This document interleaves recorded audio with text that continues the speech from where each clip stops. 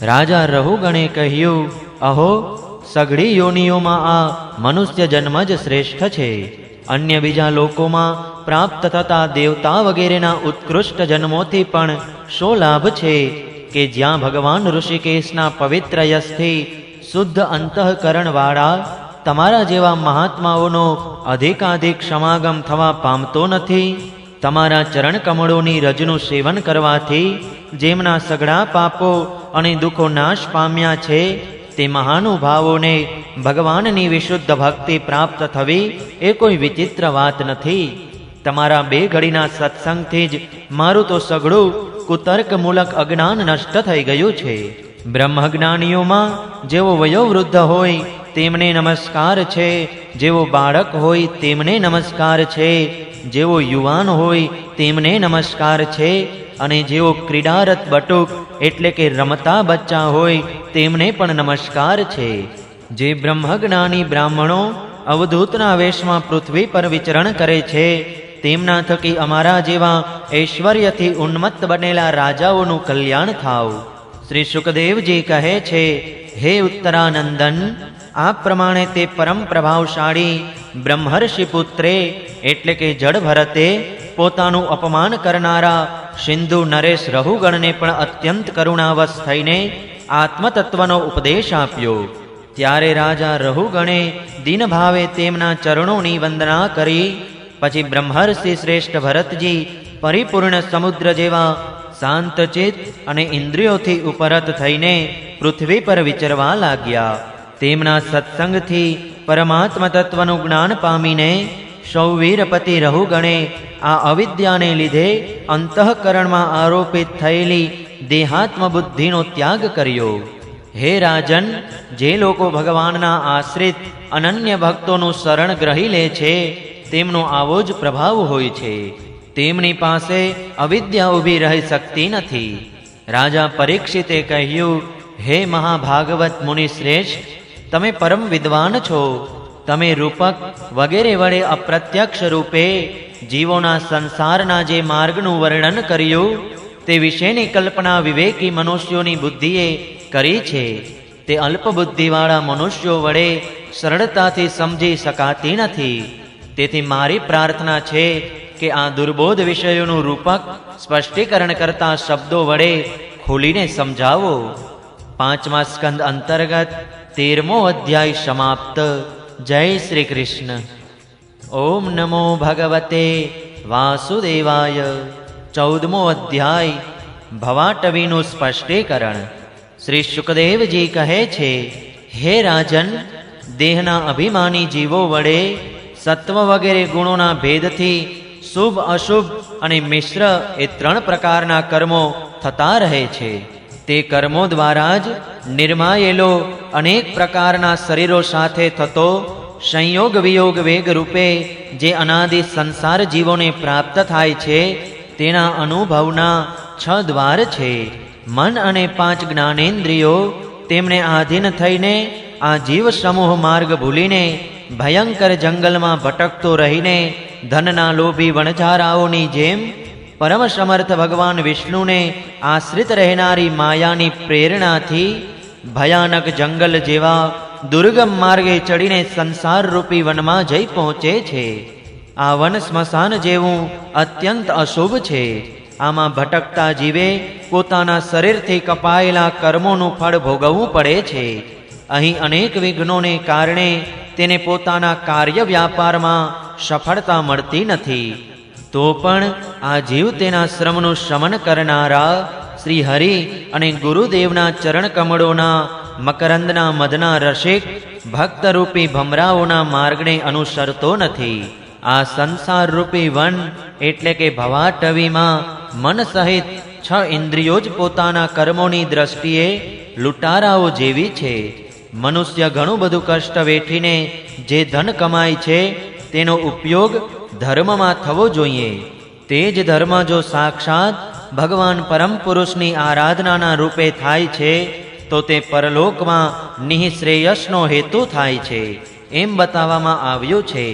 પરંતુ જે મનુષ્યનો બુદ્ધિરૂપી સારથી વિવેકહીન હોય છે અને મન વશમાં હોતું નથી તેના તે ધર્મના ઉપયોગ માટેના ધનને આ મન સહિત 6 ઇન્દ્રિયો દર્શન, સ્પર્શ, શ્રવણ, સ્વાદ, ઘ્રાણ, સંકલ્પ, વિકલ્પ અને નિશ્ચય એ વૃત્તિઓ વડે ગૃહસ્થોચિત વિષય ભોગમાં ફસાવીને એવી રીતે લૂંટી લે છે કે જેમ બેઈમાન સરદારનું અનુગમન કરનારા તેમજ અસાવધાન વણઝારાઓના ટોળાના ધનને ચોર લૂંટારાઓ લૂંટીને લઈ જાય છે.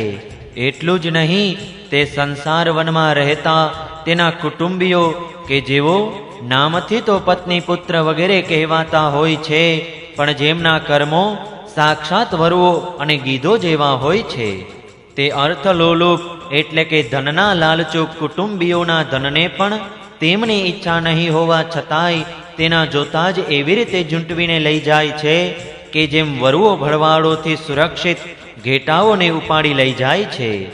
જેમ ખેતરના કોઈ બીજને જો અગ્નિથી બાળી નાખવામાં આવ્યા ન હોય તો દર વર્ષે ખેડી નાખવા છતાં પણ ખેતીનો સમય આવતા તે ખેતર ફરી પાછું ઝાડ ઝાંખરો, વેલા, ઘાસ વગેરેથી ગીચ થઈ જાય છે, તેવી જ રીતે આ ગૃહસ્થાશ્રમ પણ કર્મોની ભૂમિ છે.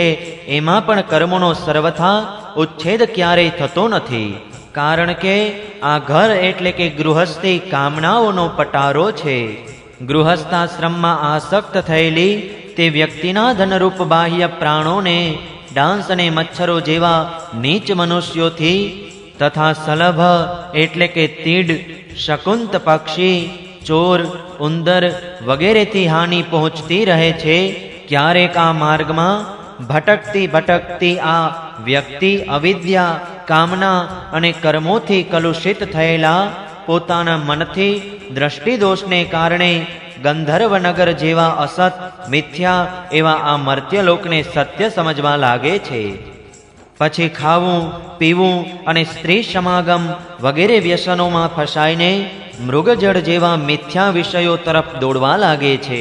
ક્યારેક બુદ્ધિના રજોગુણથી પ્રભાવિત થવાથી તમામ અનર્થોના મૂળ અગ્નિના મળરૂપ સુવર્ણને જ સુખનું સાધન સમજીને તેને પામવા માટે આતુર થઈને એવી રીતે દોડાદોડ કરવા લાગે છે કે જેમ વનમાં ઠંડીથી થરથરતો માણસ આગ માટે વ્યાકુળ થઈને ઉલ્મુખ પિશાચ ભણી તેને આગ માનીને દોડે છે. ક્યારેક આ શરીરને જીવિત રાખનાર ઘર, અન્ન, જળ, ધન વગેરેમાં અભિનિવેશ કરીને આ સંસાર રૂપી વનમાં અહીં તહીં દોડધામ કરતો રહે છે. ક્યારેક આંધીની જેમ આંખોમાં ધૂળ ભરી દેનારી સ્ત્રી ખોળામાં બેસાડી લે છે તો તત્કાળ પ્રેમાંધ બની જઈને સત્પુરુષોની મર્યાદાનો પણ વિચાર કરતો નથી. તે સમયે આંખોમાં રજોગુણની ધૂળ ભરાઈ જવાથી બુદ્ધિ એવી મલિન થઈ જાય છે કે પોતાના કર્મોના સાક્ષી દિશાઓના દેવતાઓને પણ વિચારે પાડી દે છે. ક્યારેક આપોઆપ જ એકાદ વાર વિષયોનું મિથ્યાપણું જાણી લેવા છતાં પણ અનાદિકાળથી શરીરમાં આત્મબુદ્ધિ રહેવાથી વિવેક બુદ્ધિ નષ્ટ થઈ જવાને કારણે રણમાના મૃગજળ જેવા વિષયો તરફ જ પાછો દોડવા લાગે છે. ક્યારેક પ્રત્યક્ષ બોલનારા ઘુવડ જેવા શત્રુઓની અને પરોક્ષપણે બોલનારા તમરાઓ જેવા રાજાની અત્યંત કઠોર તેમજ દિલને દજાડનારી ભયાવહ ધાક ધમકીથી તેના કાન અને મનને ઘણી વેદના થાય છે. પૂર્વે કરેલા પુણ્યો ક્ષીણ થઈ જવાથી આ જીવતો જ મરેલા મડદા જેવો થઈ જાય છે અને જેવો કારસ્કર, કાકતુંડ વગેરે જેરી ફળોવાળા પાપ વૃક્ષો એવા જ પ્રકારની દૂષિત વેલીઓ અને ઝેરી કુવાઓ જેવા છે તથા જેમનું ધન આ લોક અને પરલોક બંને માટે કામમાં આવતું નથી અને જેઓ જીવિત હોવા છતાં શબવત છે તેવા કૃપણ મનુષ્યનો આશ્રય લે છે. ક્યારેક અસત દુષ્ટ મનુષ્યના સંગથી બુદ્ધિ બગડી જવાને કારણે શુકી નદીમાં પડીને દુઃખી થયા જેવો એ લોક અને પરલોકમાં દુઃખ આપનારા પાખંડમાં જ જઈ પડે છે. બીજાઓને સતાવવાથી એને જ્યારે અન્ન પણ મળતું નથી ત્યારે એ પોતાના સગા પિતા અને પુત્રોને અથવા જેમની પાસે પિતા પુત્ર વગેરેનું એક તલખણું પણ જુએ છે તેમને ફાડી ખાવા તત્પર બની જાય છે. ક્યારેક પ્રિય વિષયો વિનાના અને પરિણામે દુઃખમય લાગતા ઘરમાં દાવાનળની જેમ જઈ પહોંચે છે, તો ત્યાં ઇષ્ટજનોનો વિયોગ વગેરેથી તેના શોકની આગ ભભૂકી ઉઠે છે. તેનાથી સંતપ્ત થઈને તે ઘણો જ ખિન્ન થવા લાગે છે. ક્યારેક કાળ જેવો ભયંકર રાજકુળરૂપ રાક્ષસ તેના પરમ પ્રિય ધનરૂપી પ્રાણને હરી લે છે, ત્યારે તે શબવત નિર્જીવ થઈ જાય છે. ક્યારેક મનોરથના પદાર્થો જેવા અત્યંત મિથ્યા પિતા પિતામહ વગેરે સંબંધોને સત્ય માનીને તેમના સહવાસથી સ્વપ્નવત ક્ષણિક સુખ અનુભવે છે. ગૃહસ્થાશ્રમ માટે જે કર્મવિધિનો ઘણો વિસ્તાર કરવામાં આવ્યો છે, તેનું અનુષ્ઠાન કોઈ પર્વતના કપરા ચઢાણ જેવું જ છે. લોકોને તે તરફ પ્રવૃત્તિ કરતા જોઈને તેમની દેખાદેખીથી જ્યારે આપણ તે અનુષ્ઠાન પૂરું કરવાનો પ્રયત્ન કરે છે, ત્યારે જાત જાતની મુશ્કેલીઓથી ક્લેશ પામીને કાંટા અને કાંકરાથી ભરેલી ભૂમિમાં જઈ પહોંચેલી વ્યક્તિની જેમ દુઃખી થઈ જાય છે. ક્યારેક પેટની અસહ્ય આગથી અધીરો થઈને પોતાના કુટુંબ પર ગુસ્સે થાય છે. પછી જ્યારે નિદ્રારૂપ અજગરની ચુંગાલમાં ફસાઈ જાય છે, ત્યારે અજ્ઞાનરૂપ ઘોર અંધકારમાં ડૂબીને સુનાવનમાં ફેંકી દીધેલા મળદા જેવા સુતેલો પડી રહે છે. તે સમયે તેને કોઈ વાતનું ભાન રહેતું નથી. ક્યારેક દુર્જનો રૂપી કરડનારા દંશ દેનારા જીવ એટલા કરડે છે, તિરસ્કાર કરે છે કે જેમના વડે આ બીજાઓને કરડતો હતો એના તે ગર્વરૂપી દાંત તૂટી જાય છે. ત્યારે આને અશાંતિને કારણે ઊંઘ પણ આવતી નથી, તથા મર્મ વેદનાને કારણે ક્ષણે ક્ષણે વિવેક શક્તિ ક્ષીણ થતી રહેવાથી અંતે આંધળાની જેમ આ નરકરૂપ અંધારા કૂવામાં જઈ પડે છે. ક્યારેક વિષય સુખરૂપ મધુબિંદીઓને ખોળતો ખોળતો આ જ્યારે છાના છપના પરસ્ત્રી કે પરધનને તફડવા ઈચ્છે છે, ત્યારે તેમના સ્વામીઓ કે રાજાના હાથે માર્યો જઈને એવા નરકમાં જઈ પડે છે કે જેનો કોઈ પાર પત્તો નથી. આથી જ એવું કહેવાય છે કે પ્રવૃત્તિ માર્ગમાં રહીને કરેલા લૌકિક અને વૈદિક બંને પ્રકારના કર્મો જીવને સંસારની જ પ્રાપ્તિ કરાવે છે. જો કોઈ રીતે રાજા વગેરેના બંધનમાંથી આ છૂટી પણ જાય, તો અન્યાયથી અપહરણ કરેલી તે સ્ત્રી કે ધનને દેવવત નામની કોઈ બીજી વ્યક્તિ છીનવી લે છે, અને તેની પાસેથી વળી વિષ્ણુમિત્ર નામની કોઈ ત્રીજી વ્યક્તિ આંચકી લે છે. આ પ્રમાણે તે ભોગો એક મનુષ્ય પાસેથી બીજા મનુષ્ય પાસે જતા રહેતા હોય છે, એક ઠેકાણે ઠરીને રહેતા નથી. ક્યારેક ક્યારેક ઠંડી, વાવાઝોડું વગેરે આધિદૈવિક, આધિભૌતિક અને આધ્યાત્મિક અનેક દુઃખોની પરિસ્થિતિઓનું નિવારણ કરવામાં સમર્થ નહીં હોવાથી આ અપાર ચિંતાઓને કારણે ઉદાસ થઈ જાય છે. ક્યારેક પરસ્પર આપલેનો વ્યવહાર કરતી વખતે કોઈ બીજાનું થોડું સરખું પૈસા ભાર અથવા એનાથી પણ ઓછું ધન ચોરી લે છે, તો આ બેઈમાનીને કારણે તેની સાથે વેર બંધાઈ જાય છે. હે રાજન, આ માર્ગમાં અગાઉ કહ્યા તે વિઘ્નો ઉપરાંત સુખ દુઃખ, રાગ દ્વેષ, ભય, અભિમાન, પ્રમાદ, ઉન્માદ, શોક, લોભ, મોહ, મત્સર, ઈર્ષા, અપમાન, ભૂખ તરસ, આધિ વ્યાધિ, જન્મ, જરા, મૃત્યુ વગેરે બીજા પણ અનેક વિઘ્નો છે. કોઈ વખત દેવમાયારૂપી સ્ત્રીના બાહુપાસમાં પડીને વિવેકહીન થઈ જાય છે, ત્યારે તેના માટે વિરાહગૃહ વગેરે બનાવવાની ચિંતાથી ગ્રસ્ત રહે છે, તથા તેના આશ્રય રહેનારા પુત્ર, પુત્રી અને અન્ય બીજી સ્ત્રીઓના મીઠા મીઠા બોલ, દ્રષ્ટિ અને ચેષ્ટાઓમાં આસક્ત થઈને તેમનામાં જ ચિત્ત ફસાઈ જવાથી તે ઇન્દ્રિયોનો દાસ અપાર અંધકારમય નરકોમાં પડે છે. કાળચક્ર સાક્ષાત ભગવાન વિષ્ણુનું આયુધ છે. તે પરમાણુથી માંડીને દ્વિપરાર્ધ સુધીના પળ ઘડી વગેરે અવયવોથી યુક્ત છે.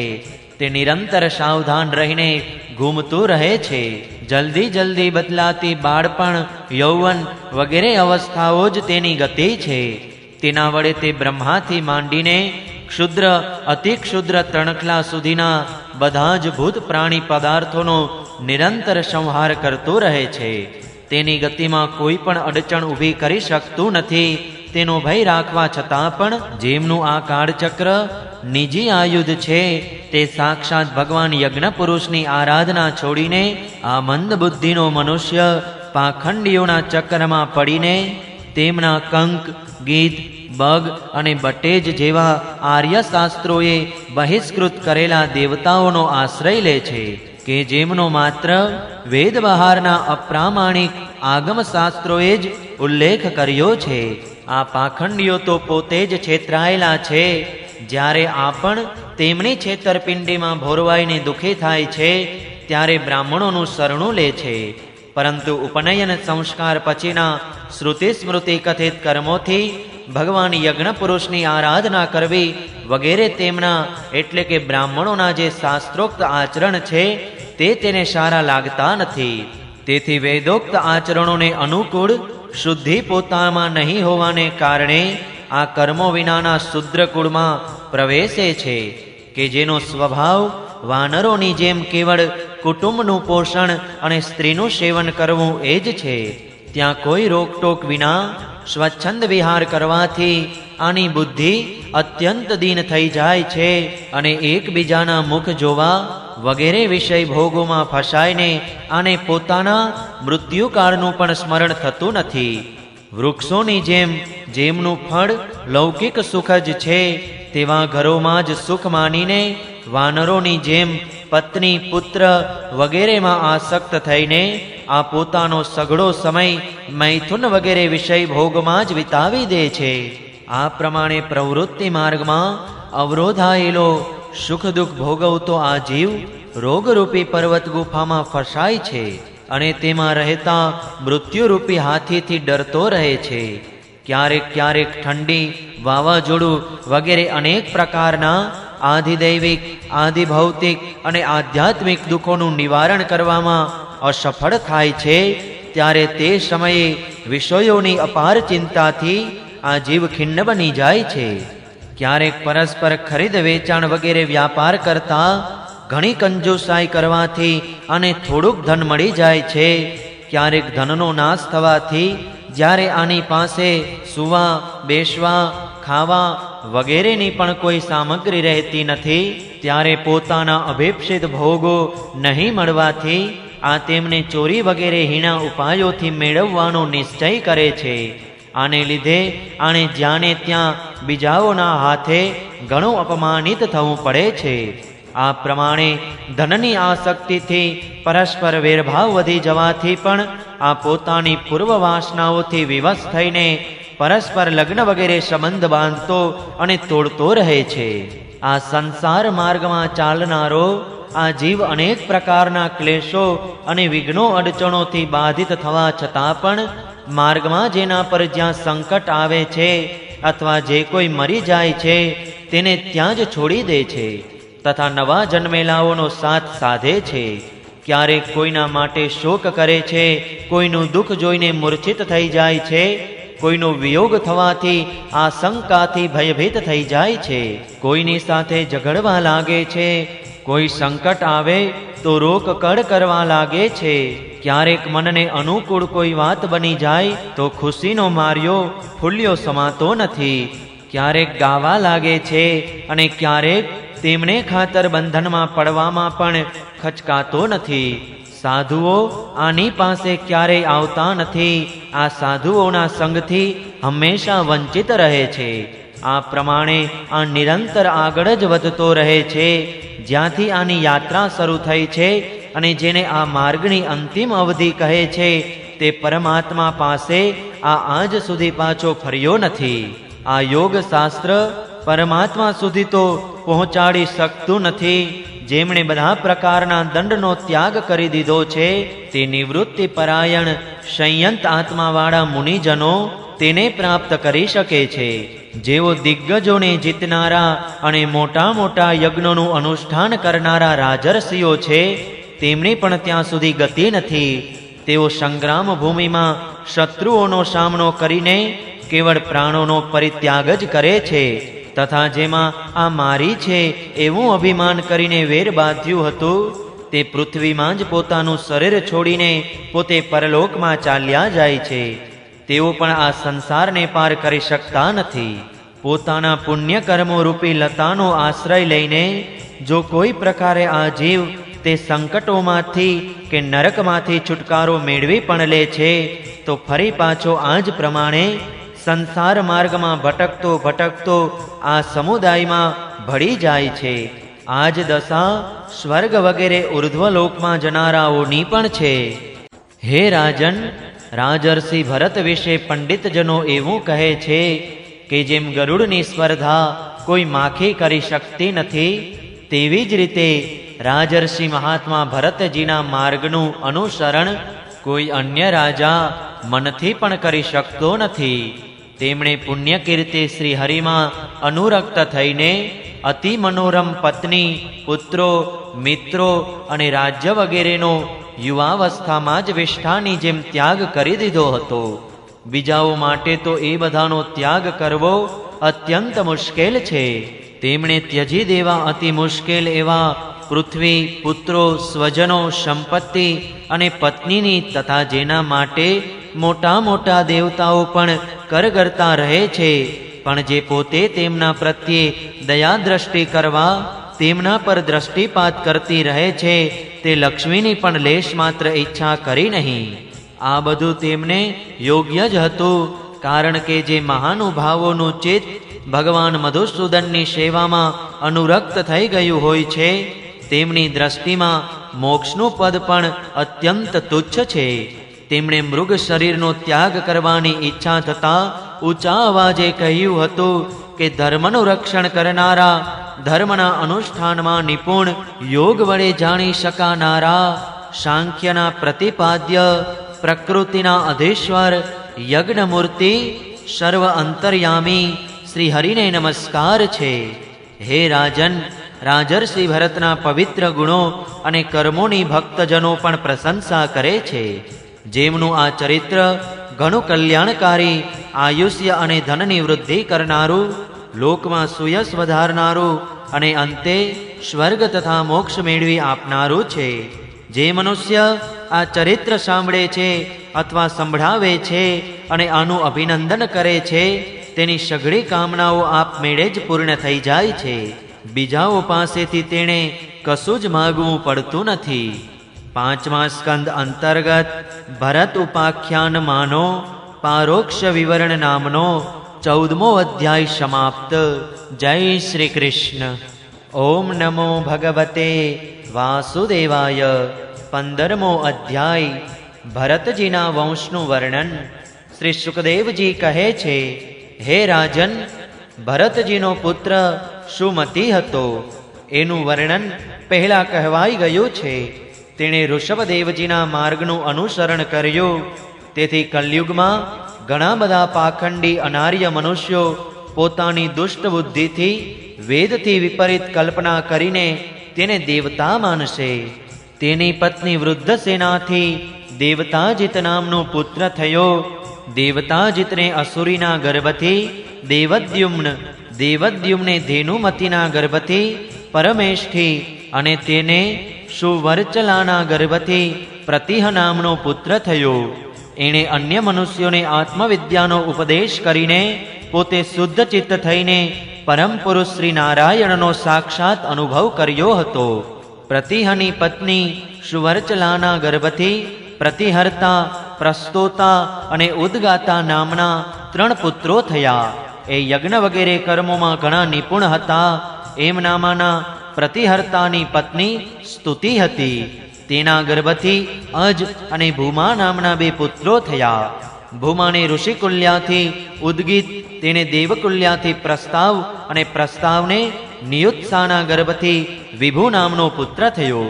વિભુને રતિના ઉદરથી પૃથુસેન, પૃથુસેનને આકુતિથી નક્ત અને નક્તને દ્રુતિના ગર્ભથી ઉદાર કીર્તિ રાજર્ષિ શ્રેષ્ઠ ગયનો જન્મ થયો. એ જગતના રક્ષણ માટે સત્વગુણને અપનાવનારા સાક્ષાત ભગવાન વિષ્ણુના અંશ મનાતા હતા. સંયમ વગેરે અનેક ગુણોને કારણે એમની મહાપુરુષોમાં ગણતરી કરવામાં આવે છે. મહારાજ ગયે પ્રજાનું પાલન પોષણ રંજન લાલન અનુસાર વગેરે કરીને તથા જાત જાતના યજ્ઞોનું અનુષ્ઠાન કરીને નિષ્કામ ભાવે માત્ર ભગવાનની પ્રસન્નતા માટે પોતાના ધર્મોનું આચરણ કર્યું. એનાથી તેમના બધા જ કર્મો સર્વશ્રેષ્ઠ પરમ પુરુષ પરમાત્મા શ્રી હરિને અર્પણ થઈને પરમાર્થરૂપી બની ગયા હતા. એનાથી તથા બ્રહ્મવેતા મહાપુરુષોના ચરણોની સેવાથી તેમણે ભક્તિ યોગની પ્રાપ્તિ થઈ. અને ત્યારે નિરંતર ભગવાનનું ચિંતન કરીને તેમણે પોતાનું ચિત્ત શુદ્ધ કર્યું અને શરીર વગેરે અનાત્મ પદાર્થોમાંથી અહંભાવ દૂર કરીને તેઓ પોતાના આત્માને બ્રહ્મરૂપ અનુભવવા લાગ્યા. આ બધું હોવા છતાં પણ તેઓ નિર્ભિમાની રહીને પૃથ્વીનું પાલન કરતા રહ્યા. હે પરીક્ષિત, પ્રાચીન ઇતિહાસને જાણનારા મહાત્માઓએ રાજર્ષિ ગઈ વિશે આ ગાથા કહી છે. અહો, પોતાના કર્મોથી મહારાજ ગઈની બરાબરી અન્ય કયો રાજા કરી શકે? તેઓ સાક્ષાત ભગવાનની કલા જ હતા. તેમના સિવાય અન્ય આ પ્રમાણે કોણ યજ્ઞોનું વિધિવત અનુષ્ઠાન કરનારો, મનસ્વી, બહુશ્રુત, ધર્મનું રક્ષણ કરનારો, લક્ષ્મીનો પ્રિય પાત્ર, સાધુ સમાજનો શિરોમણી અને સત્પુરુષોનો સાચો સેવક હોઈ શકે? સત્ય સંકલ્પવાળી પરમ સાધ્વી શ્રદ્ધા, મૈત્રી, દયા વગેરે દક્ષ કન્યાઓએ ગંગા સહિતની અનેક નદીઓના જળથી તેમનો અભિષેક કર્યો હતો. તથા તેમની ઈચ્છા નહીં હોવા છતાં પણ વસુંધરાએ જેમ ગાય વાછરડાને સ્નેહથી દૂધ પીવડાવે છે તેવી જ રીતે તેમના ગુણો પર રીઝીને પ્રજાને ધનરત્નો વગેરે બધા જ અભિષ્ટ પદાર્થો આપ્યા હતા. તેમને કોઈ કામના ન હતી તો પણ વેદોક્ત કર્મએ તેમને બધા પ્રકારના ભોગ આપ્યા. રાજાઓએ યુદ્ધભૂમિમાં તેમના બાણોથી સકૃત થઈને તેમને અનેક પ્રકારની ભેટો આપી તથા બ્રાહ્મણોએ તેમના દક્ષિણા વગેરે ધર્મોથી સંતુષ્ટ થઈને તેમને પરલોકમાં મળનારા પોતાના ધર્મોના ફળોનો છઠ્ઠો ભાગ આપ્યો. તેમના યજ્ઞમાં વધુ પડતું સોમપાન કરવાથી ઇન્દ્ર ઉન્મત્ત થઈ ગયા હતા. તથા તેમણે અત્યંત શ્રદ્ધાપૂર્વક તથા વિશુદ્ધ અને નિશ્ચળ ભક્તિભાવથી સમર્પિત કરેલા યજ્ઞફળનું ભગવાન યજ્ઞ પુરુષે સાક્ષાત પ્રગટ થઈને ગ્રહણ કર્યું હતું. જેમના તૃપ્ત થવાથી બ્રહ્માજીથી માંડીને દેવતાઓ, મનુષ્યો, પશુ પક્ષીઓ, વૃક્ષ, લતા સુધીના બધા જ જીવો તત્કાળ તૃપ્ત થઈ જાય છે. તે વિશ્વાત્મા શ્રી હરિ નિત્ય તૃપ્ત હોવા છતાં પણ રાજર્ષિ ગઈના યજ્ઞમાં તૃપ્ત થઈ ગયા હતા. તેથી તેમની બરાબરી કોઈ બીજી વ્યક્તિ કેવી રીતે કરી શકે? મહારાજ ગઈના ગયંતીના ગર્ભથી ચિત્રરથ, સુગતિ અને અવરોધન નામના 3 પુત્રો થયા. તેમાંના ચિત્રરથની પત્ની ઉર્ણાથી સમ્રાટનો જન્મ થયો. સમ્રાટનો ઉત્કલાથી મરીચી અને મરીચીનો બિંદુમતીથી બિંદુમાન નામનો પુત્ર થયો. તેનો સરઘાથી મધુ, મધુનો સુમનાથી વીરવ્રત અને વીરવ્રતના ભોજાથી મંથુ અને પ્રમંથુ નામના 2 પુત્રો થયા. તેમાંના મંથુનો સત્યાના ગર્ભથી ભૌવન, ભૌવનનો દૂષણાના ઉદરથી ત્વષ્ટા, ત્વષ્ટાનો વિરોચનાથી વિરજ અને વિરજના વિસૂચી નામની પત્નીથી સતજીત વગેરે 100 પુત્રો અને 1 પુત્રી જન્મ્યા. વિરજ વિશે આ શ્લોક પ્રસિદ્ધ છે. જેમ ભગવાન વિષ્ણુ દેવતાઓની શોભા વધારે છે તેવી જ રીતે આ પ્રિયવ્રતના વંશને એમાં સૌના પછી ઉત્પન્ન થયેલા રાજા વિરજે પોતાના સુયશથી વિભૂષિત કર્યો હતો. 5મા સ્કંદ અંતર્ગત પ્રિયવ્રત વંશ અનુકીર્તન નામનો 15મો અધ્યાય સમાપ્ત. જય શ્રી કૃષ્ણ. ઓમ નમો ભગવતે વાસુદેવાય. 16મો અધ્યાય ભુવનકોશનું વર્ણન. રાજા પરીક્ષિત બોલ્યા, હે મુનિવર, જ્યાં સુધી સૂર્યનો પ્રકાશ છે અને જ્યાં સુધી તારાગણ સહિત ચંદ્રદેવ દેખાય છે ત્યાં સુધી તમે ભૂમંડળનો વિસ્તાર બતાવ્યો છે. તેમાં પણ તમે બતાવ્યું છે કે મહારાજ પ્રિયવ્રતના રથના પૈડાઓના 7 લીસોટાઓથી 7 સમુદ્રો બની ગયા હતા કે જેમને કારણે આ ભૂમંડળમાં 7 દ્વીપોનું વિભાજન થયું. તેથી હે ભગવાન, હવે હું તે બધાના પરિણામ અને લક્ષણો સહિત સંપૂર્ણ વિવરણ જાણવા ઈચ્છું છું. કારણ કે જે મન ભગવાનના આ ગુણમય સ્થૂળ વિગ્રહમાં જોડાઈ શકે છે તેનું તેમના વાસુદેવ નામક સ્વયં પ્રકાશ નિર્ગુણ બ્રહ્મરૂપ સૂક્ષ્મતમ સ્વરૂપમાં પણ જોડાવાનું સંભવિત છે. તેથી હે ગુરુદેવ, આ વિષયનું વિશદપણે વર્ણન કરવાની કૃપા કરો. શ્રી સુખદેવજી બોલ્યા, મહારાજ, ભગવાનની માયાના ગુણોનો એટલો વિસ્તાર છે કે જો કોઈ મનુષ્ય દેવતાઓના જેટલું આયુષ્ય મેળવી લે તો પણ મન કે વાણીથી તેનો પાર પામી શકતો નથી. તેથી અમે નામ, રૂપ, પરિમાણ અને લક્ષણો દ્વારા મુખ્ય વાતોને જ લઈને આ ભૂમંડળની વિશેષતાઓનું વર્ણન કરીશું. આ જંબુદ્વીપ જેમાં આપણે રહીએ છીએ, ભૂમંડળ રૂપી કમળના કોષસ્થાનીય જે 7 દ્વીપો છે તેમાંનો સૌથી અંદરનો કોષ છે. આનો વિસ્તાર 1,00,000 જોજન છે અને આ કમળપત્ર જેવો ગોળાકાર છે. આમાં 9,000 જોજનના વિસ્તારવાળા 9 વર્ષો એટલે કે ખંડો છે કે જેવો તેમની સીમાઓનું વિભાજન કરનારા 8 પર્વતોથી વહેંચાયેલો છે. આમની વચ્ચોવચ્ચ ઇલાવૃત નામનો 10મો દેશ છે, જેની મધ્યમાં પર્વતનો રાજા મેરુ પર્વત છે. તે જાણે કે ભૂમંડળ રૂપી કમળની કર્ણિકા જ છે. તે ઉપરથી નીચે સુધી આખો ને આખો સુવર્ણમય છે અને 1,00,000 જોજન ઊંચો છે. તેનો વિસ્તાર શિખરના ભાગે 32,000 જોજન અને તળેટીમાં 16,000 જોજન છે તથા 16,000 જોજન જેટલો જ તે ભૂમિની અંદર ઘૂસેલો છે. એટલે કે ભૂમિની બહાર તેની ઊંચાઈ 84,000 જોજન છે. ઇલાવૃત વર્ષની ઉત્તરે ક્રમશઃ નીલ, શ્વેત અને શૃંગવાન નામના 3 પર્વતો છે કે જેઓ રમ્યક, હિરણ્યમય અને કુરુ નામના ખંડોની સીમા બાંધે છે. તેઓ પૂર્વથી પશ્ચિમ સુધી ખારા પાણીના સમુદ્ર સુધી ફેલાયેલા છે. તે પ્રત્યેકની પહોળાઈ 2,000 જોજન છે તથા લંબાઈમાં પહેલા કરતા પછીનો ક્રમ 10મા ભાગથી સહેજ વધુ એટલા માપમાં ઓછા છે. પહોળાઈ અને ઊંચાઈ તો બધાનીય સરખી છે.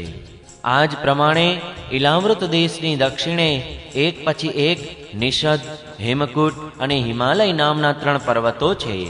નીલ વગેરે પર્વતોની જેમ આ પણ પૂર્વ પશ્ચિમ તરફ ફેલાયેલો છે અને 10,000 જોજન ઊંચા છે. એમનાથી ક્રમશઃ હરિદેશ, કિમપુરુષ અને ભારત વર્ષની સીમાઓનું વિભાજન થાય છે. ઇલાવૃતની પૂર્વે અને પશ્ચિમે ઉત્તરમાં નીલ પર્વત અને દક્ષિણમાં નિષદ પર્વત સુધી ફેલાયેલા ગંધમાદન અને માલ્યમાન નામના 2 પર્વતો છે. આમની પહોળાઈ 2,000 જોજન છે અને આ ભદ્રાશ્વ તેમજ કેતુમાલ નામના 2 ખંડોની સીમા નિશ્ચિત કરે છે. આમના સિવાય મંદર, મેરુ મંદર, સુપાર્શ્વ અને કુમુદ આ 4 10,000 જોજન ઊંચા અને એટલા જ પહોળા પર્વતો મેરુ પર્વતની આધારભૂત થાંભલાઓ જેવા બનેલા છે. આ ચારેયની ઉપર તેમની ધજાઓ જેવા ક્રમશઃ આંબો, જાંબુડું, કંદમ અને વડના 4 વૃક્ષો છે. આમાંનું પ્રત્યેક વૃક્ષ 1,100 જોજન ઊંચું છે અને એટલો જ તેમની શાખાઓનો વિસ્તાર છે. આમની જાડાઈ 100 જોજન છે. હે ભરત શ્રેષ્ઠ, આ પર્વતો ઉપર 4 સરોવરો પણ છે, જે ક્રમશઃ દૂધ, મધ, શેરડીનો રસ અને મીઠા જળથી ભરેલા છે. આમનું સેવન કરનારા યક્ષો, કિન્નરો વગેરે ઉપદેવોને સ્વાભાવિક જ યોગ સિદ્ધિઓ મળેલી છે. આ પર્વતો ઉપર ક્રમશઃ નંદન, ચૈત્રરથ, વૈભ્રાજક અને સર્વતો ભદ્ર નામના 4 દિવ્ય ઉપવનો એટલે કે ઉદ્યાનો પણ છે. આ ઉપવનોમાં મુખ્ય દેવતાઓ અનેક દેવાંગનાઓના નાયકો બનીને સાથે સાથે વિહાર કરતા રહે છે. તે સમયે ગંધર્વો વગેરે ઉપદેવો તેમના મહિમાના વખાણ કરતા રહે છે. મંદ્રાચલના ખોળામાં 1,100 જોજન ઊંચું દેવતાઓનું જે આમ્રવૃક્ષ છે તેમાંથી ગિરિશિખર જેવડા મોટા અને અમૃત જેવા સ્વાદિષ્ટ ફળ પડે છે. જ્યારે તેઓ પાકીને ફાટે છે ત્યારે તેમનામાંથી ઘણો સુગંધિત અને મીઠો લાલ લાલ રસ વહેવા લાગે છે અને તે જ અરુણોદા નામની નદીમાં પરિણમે છે. આ નદી મંદ્રાચલના શિખર પરથી નીકળીને પોતાના જળથી ઇલાવૃત દેશના પૂર્વીય ભાગને સિંચે છે. શ્રી પાર્વતીજીની અનુચરી યક્ષપત્નીઓ આ જળનું સેવન કરે છે. આનાથી તેમના અંગોમાંથી એવી સુગંધ નીકળે છે કે તેમને સ્પર્શીને વહેતા પવન તેમની ચારે તરફ 10-10 જોજન સુધી આખાય દેશને સુગંધથી ભરી દે છે. આ જ પ્રમાણે જાંબુડાના વૃક્ષમાંથી હાથી જેવડા મોટા મોટા ઘણું કરીને ઠળિયા વિનાના ફળ પડે છે. ઘણે ઊંચેથી પડવાને કારણે તેઓ ફાટી જાય છે. તેમના રસથી જંબુ નામની નદી પ્રગટ થાય છે કે જે મેરુ મંદર પર્વતના 10,000 જોજન ઊંચા શિખર પરથી નીકળીને ઇલાવૃત દેશના દક્ષિણ ભૂખંડને સિંચે છે. તે નદીના બંને કાંઠાઓની માટી તે રસથી વિંજાઈને જ્યારે પવન અને સૂર્યના સંયોગથી સુકાઈ જાય છે ત્યારે તે જ દેવતાઓને વિભૂષિત કરનારું જાંબુનદ નામનું સોનું બની જાય છે. આને પત્નીઓ સહિત દેવતાઓ, ગંધર્વો વગેરે મુગટો, કંકણ, કંદોરો વગેરે આભૂષણો રૂપે ધારણ કરે છે. સુપાર્શ્વ પર્વત ઉપર જે વિશાળ કંદમ વૃક્ષ છે તેની 5 બખોલમાંથી મધની ખૂબ મોટી 5 ધારાઓ નીકળે છે. આ ધારાઓ સુપાર્શ્વના શિખર પરથી પડીને ઇલાવૃત દેશના પશ્ચિમ ભાગને પોતાની સુગંધથી સુવાસિત કરે છે. જે લોકો આ ધારાઓના મધુર પાન કરે છે તેમના મુખમાંથી નીકળેલો સુગંધિત વાયુ પોતાની ચારે તરફ 100 જોજન સુધી મહેક ફેલાવી દે છે. આ જ પ્રમાણે કુમુદ પર્વત પર સતવલ્સ નામનું જે વડનું વૃક્ષ છે તેની જટાઓમાંથી નીચે તરફ વહેતા અનેક નદ નીકળે છે. તે બધા ઈચ્છાનુસાર ભોગ આપનારા છે. તેમનામાંથી દૂધ, દહીં, મધ, ઘી, ગોળ, અન્ન, વસ્ત્ર, શૈયા, આસન, આભૂષણ વગેરે બધા જ પદાર્થો મળી રહે છે. આ બધા કુમુદના શિખર પરથી નીકળીને ઇલાવૃત દેશના ઉત્તરીય ભાગને સિંચે છે. આમણે આપેલા પદાર્થોનો ઉપભોગ કરવાથી ત્યાંની પ્રજાની ચામડીમાં કરચલીઓ પડી જવી, વાળ પાકી જવા, થાક લાગવો, શરીરે પરસેવો થવો તથા દુર્ગંધ નીકળવી, ઘડપણ, રોગ, મૃત્યુ, ઠંડી ગરમીની પીડા, શરીર ફીક્કું પડી જવું, અંગ તૂટવા વગેરે કષ્ટો ક્યારેય સતાવતા નથી અને તેમને જીવન પર્યંત પૂરેપૂરું સુખ મળે છે. હે રાજન, જેમ કમળની કર્ણિકાની ચારે તરફ કેસર હોય છે તેવી જ રીતે મેરુના મૂળ દેશમાં તેની ચારે તરફ કુરંગ, કુરર, કુસુંભ, વૈકંક, ત્રિકુટ, શિશિર, પતંગ, રૂચક, નિષધ, સિનિવાસ, કપિલ, શંખ, વૈધુર્ય, જારુધિ, હંસ, ઋષભ, નાગ, કાલાંજર અને નારદ આ 20 પર્વતો બીજા છે. આ ઉપરાંત મેરુની પૂર્વ તરફ જઠર અને દેવકૂટ નામના 2 પર્વતો છે કે જેઓ 18 જોજન લાંબા તથા 2,000 જોજન પહોળા અને ઊંચા છે. આ જ પ્રમાણે પશ્ચિમ તરફ પવન અને પારિયાત્ર, દક્ષિણ તરફ કૈલાસ અને કરવીર તથા ઉત્તર તરફ ત્રિશૃંગ અને મકર નામના પર્વતો છે. આ 8 પહાડોથી ચારે બાજુએ ઘેરાયેલો સુવર્ણમય મેરુ પર્વત અગ્નિ જેવો ઝગમગતો રહે છે. કહે છે કે મેરુના શિખરના મધ્યમાં ભગવાન બ્રહ્માજીની સુવર્ણમય નગરી છે જે આકાશમાં સમચોરસ તથા કરોડ જોજનના વિસ્તારવાળી છે. તેની નીચે પૂર્વ વગેરે 8 દિશાઓ, ઉપદિશાઓમાં તેમના અધિપતિ ઇન્દ્ર વગેરે 8 લોકપાલોની 8 નગરીઓ છે. તેઓ પોતપોતાના સ્વામીને અનુકૂળ તે દિશાઓમાં છે તથા પરિમાણમાં બ્રહ્માજીની નગરીના ચોથા ભાગ જેવડી છે. 5મા સ્કંદ અંતર્ગત ભુવનકોશ વર્ણન નામનો 16મો અધ્યાય સમાપ્ત. જય શ્રી કૃષ્ણ. ઓમ નમો ભગવતે વાસુદેવાય. 17મો અધ્યાય ગંગાજીનું વિવરણ અને ભગવાન શંકરે કરેલી સંકર્ષણ દેવીની સ્તુતિ. શ્રી શુકદેવજી કહે છે, હે રાજન, રાજા બલિની યજ્ઞશાળામાં સાક્ષાત યજ્ઞમૂર્તિ ભગવાન વિષ્ણુએ ત્રણેય લોકને માપવા માટે જ્યારે પોતાનો ચરણ ફેલાવ્યો ત્યારે તેમના ડાબા ચરણના અંગૂઠાના નખથી બ્રહ્માંડ કટાહનો ઉપરનો ભાગ ફાટી ગયો. તે છિદ્રમાંથી થઈને બ્રહ્માંડમાંથી બહાર જળની જે ધારા અંદર આવી તે ભગવાનના ચરણ કમળને ધોવાથી તેમાં લાગેલા કેસરના ભળવાથી લાલ થઈ ગઈ. તે નિર્મળ જળ પ્રવાહનો સ્પર્શ થતાં જ સંસારમાં સઘળા પાપો નષ્ટ થઈ જાય છે. પરંતુ તે પોતે તો સર્વથા નિર્મળ જ રહે છે. અગાઉ તેને અન્ય કોઈ નામે નહીં કહેતા ભગવત પદી જ કહેવામાં આવતો હતો. તે પ્રવાહ હજારો યુગ વીત્યા પછી સ્વર્ગના શિરોભાગમાં આવેલા ધ્રુવલોકમાં ઉતર્યો, જેને વિષ્ણુપદ પણ કહે છે. હે વીરવ્રત પરીક્ષિત, તે ધ્રુવલોકમાં ઉત્તાનપાદના પુત્ર પરમ ભાગવત ધ્રુવજી રહે છે. તેઓ પ્રતિદિન વધતા જતા ભક્તિભાવથી આ અમારા કુળદેવતાનું ચરણોદક છે એવું માનીને આજે પણ તે જળને ઘણા આદરપૂર્વક મસ્તક પર ચડાવે છે. તે સમયે પ્રેમના આવેશને કારણે તેમનું હૃદય અત્યંત ગદગદ થઈ જાય છે. ઉત્કંઠાને લીધે વિવશ થઈને મીચેલા બંને નેત્ર કમળોમાંથી નિર્મળ આંસુઓની ધારા વહેવા લાગે છે અને શરીરમાં રોમાંચ થઈ આવે છે. આના પછી આત્મનિષ્ઠ સપ્તર્ષિઓ તેમના પ્રભાવને જાણતા હોવાથી આજ તપસ્યાની આત્યંતિક સિદ્ધિ છે એવું માનીને તેને આજે પણ આ પ્રમાણે આદરપૂર્વક પોતાની જટામાં એવી રીતે ધારણ કરે છે કે જેમ મુમુક્ષુઓ પ્રાપ્ત થયેલી મુક્તિને માથે ચડાવે છે. આમ તો તે અત્યંત નિષ્કામ છે. સર્વાત્મા ભગવાન વાસુદેવની નિશ્ચર ભક્તિને જ પોતાનું પરમ ધન માનીને એમણે બીજી બધી જ કામનાઓને ત્યજી દીધી છે. ત્યાં સુધી કે એ આત્મજ્ઞાનને પણ તેની સામે કોઈ ચીજ સમજતા નથી. ત્યાંથી ગંગાજી કરોડો વિમાનોથી ઘેરાયેલા આકાશમાંથી ઉતરીને ચંદ્રમંડળને ભીંજવતા મેરુના શિખર પર બ્રહ્મપુરીમાં આવે છે. ત્યાં તેઓ સીતા, અલકનંદા, ચક્ષુ અને ભદ્રા એ નામની 4 ધારાઓમાં વિભાજિત થઈ જાય છે તથા અલગ અલગ 4 દિશાઓમાં વહેતા અંતે નદીઓના સ્વામી સમુદ્રમાં જઈ મળે છે.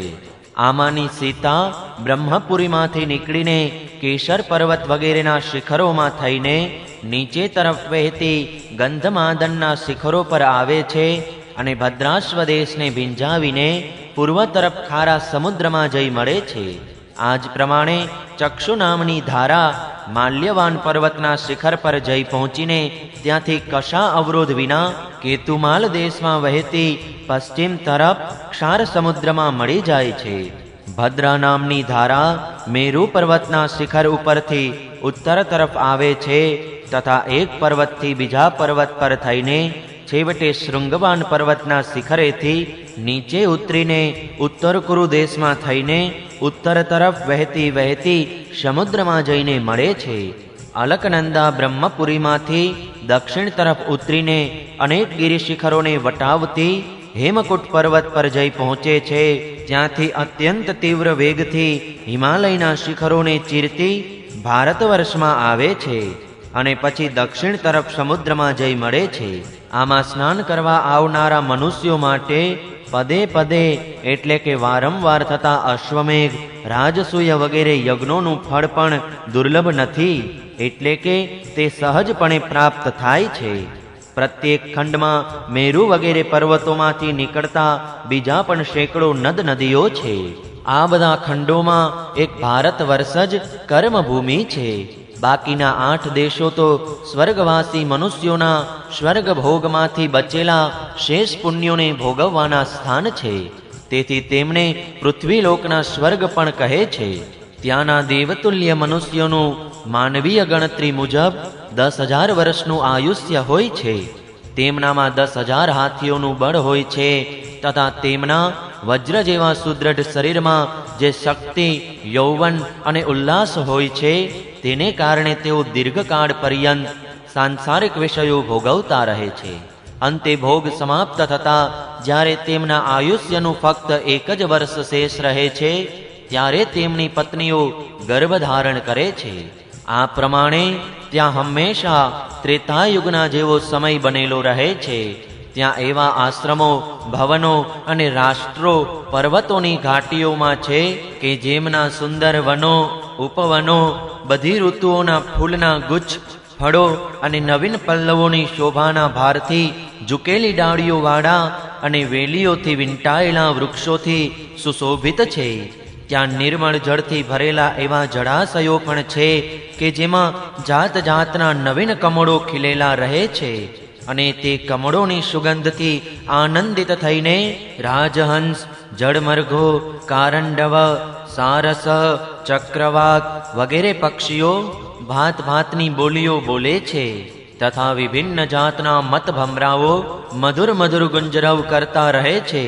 તે આશ્રમો, ભવનો, ઘાટીઓ તથા જળાશયોમાં ત્યાંના દેવેશ્વરો પરમ સુંદર દેવાંગનાઓ સાથે તેમના કામોન્માદ સૂચક હાસ્ય વિલાસ અને ક્રીડા કટાક્ષોથી મન અને નયન આકૃષ્ટ થઈ જવાને કારણે જળ ક્રીડા વગેરે અનેક પ્રકારની ક્રીડાઓ કરતા સ્વચ્છંદ વિહાર કરે છે તથા તેમના મુખ્ય અનુચરો અનેક પ્રકારની સામગ્રીઓથી તેમનો આદર સત્કાર કરતા રહે છે. આ નવે દેશમાં પરમ પુરુષ ભગવાન નારાયણ ત્યાંના મનુષ્યો પર અનુગ્રહ કરવા માટે આ સમયે પણ પોતાની વિભિન્ન મૂર્તિઓ થકી વિરાજમાન રહે છે. ઇનાવૃત દેશમાં એકમાત્ર ભગવાન શંકર જ પુરુષ છે. શ્રી પાર્વતીજીના શાપને જાણનારો કોઈ બીજો પુરુષ ત્યાં પ્રવેશ કરતો નથી, કારણ કે જે ત્યાં જાય છે તે સ્ત્રીરૂપ થઈ જાય છે. આ પ્રસંગનું એમ આગળ ઉપર વર્ણન કરીશું. ત્યાં પાર્વતીજીથી તેમજ તેમની અગણિત દાસીઓથી સેવિત ભગવાન શંકર પરમ પુરુષ પરમાત્માની વાસુદેવ, પ્રદ્યુમ્ન, અનિરુદ્ધ અને સંકર્ષણ એ નામ સંજ્ઞાઓ વાળી ચતુર્વ્યુહ મૂર્તિઓમાંથી પોતાની પ્રવૃત્તિ સ્વરૂપ સંકર્ષણ નામની તમઃ પ્રધાન ચોથી મૂર્તિનું ધ્યાન કરે છે અને મનમાં તેને બેસાડીને ચિંતન કરે છે અને આ મંત્રનું ઉચ્ચારણ કરતા આ પ્રમાણે સ્તુતિ કરે છે. ભજે ભજન્યારણ પાદ પંકજમ ભગત્ય કૃષ્ણસ્ય પરમ પરાયણમ ભક્તેસ્વલંભા વિતભૂત ભાવનમ ભવાપહમ ત્વા ભવભાવમીશ્વરમ. ભગવાન શંકર કહે છે, ઓમ, જેમનાથી બધા જ ગુણોની અભિવ્યક્તિ થાય છે તે અનંત અને અવ્યક્ત મૂર્તિ ઓમકાર સ્વરૂપ પરમ પુરુષ શ્રી ભગવાનને નમસ્કાર છે. હે ભજનીય પ્રભુ, તમારા ચરણ કમળ ભક્તોને આશ્રય આપનારા છે તથા તમે સ્વયં સમસ્ત ઐશ્વર્યોના પરમ આશ્રય છો. ભક્તો સમક્ષ તમે પોતાનું ભૂતભાવન સ્વરૂપ સંપૂર્ણપણે પ્રગટ કરી દો છો તથા તેમને સંસારના બંધનમાંથી મુક્ત પણ કરી દો છો. આપ સંસારનું સર્જન કરનારા છો તેમજ સર્વેશ્વર છો. હું તમારું ભજન કરું છું. હે પ્રભુ, અમે ક્રોધના આવેગને જીતી શક્યા નથી તથા અમારી દ્રષ્ટિ તત્કાળ પાપથી લેપાઈ જાય છે, પરંતુ તમે તો સંસારનું નિયમન કરવા માટે તેના સઘળા વ્યાપારોને સાક્ષી રૂપે નિરંતર જોતા રહો છો. તો પણ અમારા પ્રત્યેની તમારી દ્રષ્ટિ પર તે માયિક વિષયોનો તથા ચિત્તની વૃત્તિઓનો નામ માત્રનો પણ પ્રભાવ પડતો નથી. આવી સ્થિતિમાં પોતાના મનને વશ કરવાની ઈચ્છાવાળો કયો પુરુષ તમારો આદર નહીં કરે? તમે જે મનુષ્યોને મધુ આશવ વગેરેનું પાન કરવાને કારણે અરુણનયન અને મત જણાવો છો, તેઓ માયાને વશ હોવાને કારણે જ આવું મિથ્યા દર્શન કરે છે તથા તમારા ચરણ સ્પર્શથી જ ચિત્ત ચંચળ થઈ જવાને કારણે નાગપત્નીઓ લજ્જાવશ તમારી પૂજા કરવામાં અસમર્થ થઈ જાય છે. વેદ મંત્રો તમને જગતની ઉત્પત્તિ, સ્થિતિ અને લયનું કારણ બતાવે છે, પરંતુ તમે સ્વયં આ ત્રણેય વિકારોથી રહિત છો. તેથી ઋષિઓ તમને અનંત કહે છે. તમારા સહસ્ર મસ્તકો પર આ ભૂમંડળ સરસવના દાણાની જેમ રહેલું છે અને તમને તો એ પણ ખબર નથી હોતી કે તે ક્યાં રહેલું છે. જેમનાથી ઉત્પન્ન થયેલો હું અહંકાર રૂપ પોતાના ત્રિગુણમય તેજથી દેવતાઓ, ઇન્દ્રિયો અને ભૂતોની રચના કરું છું, તે વિજ્ઞાનના આશ્રય ભગવાન બ્રહ્માજી પણ તમારા જ મહત્તત્વ નામક પ્રથમ ગુણમય સ્વરૂપ છે. હે મહાત્મા, મહત્તત્વ, અહંકાર, ઇન્દ્રિય, અભિમાની દેવતાઓ, ઇન્દ્રિયો, પંચભૂતો વગેરે એમ બધા જ દોરીમાં બંધાયેલા પક્ષીની જેમ તમારી ક્રિયાશક્તિને વશીભૂત રહીને તમારી જ કૃપાથી આ જગતની રચના કરીએ છીએ.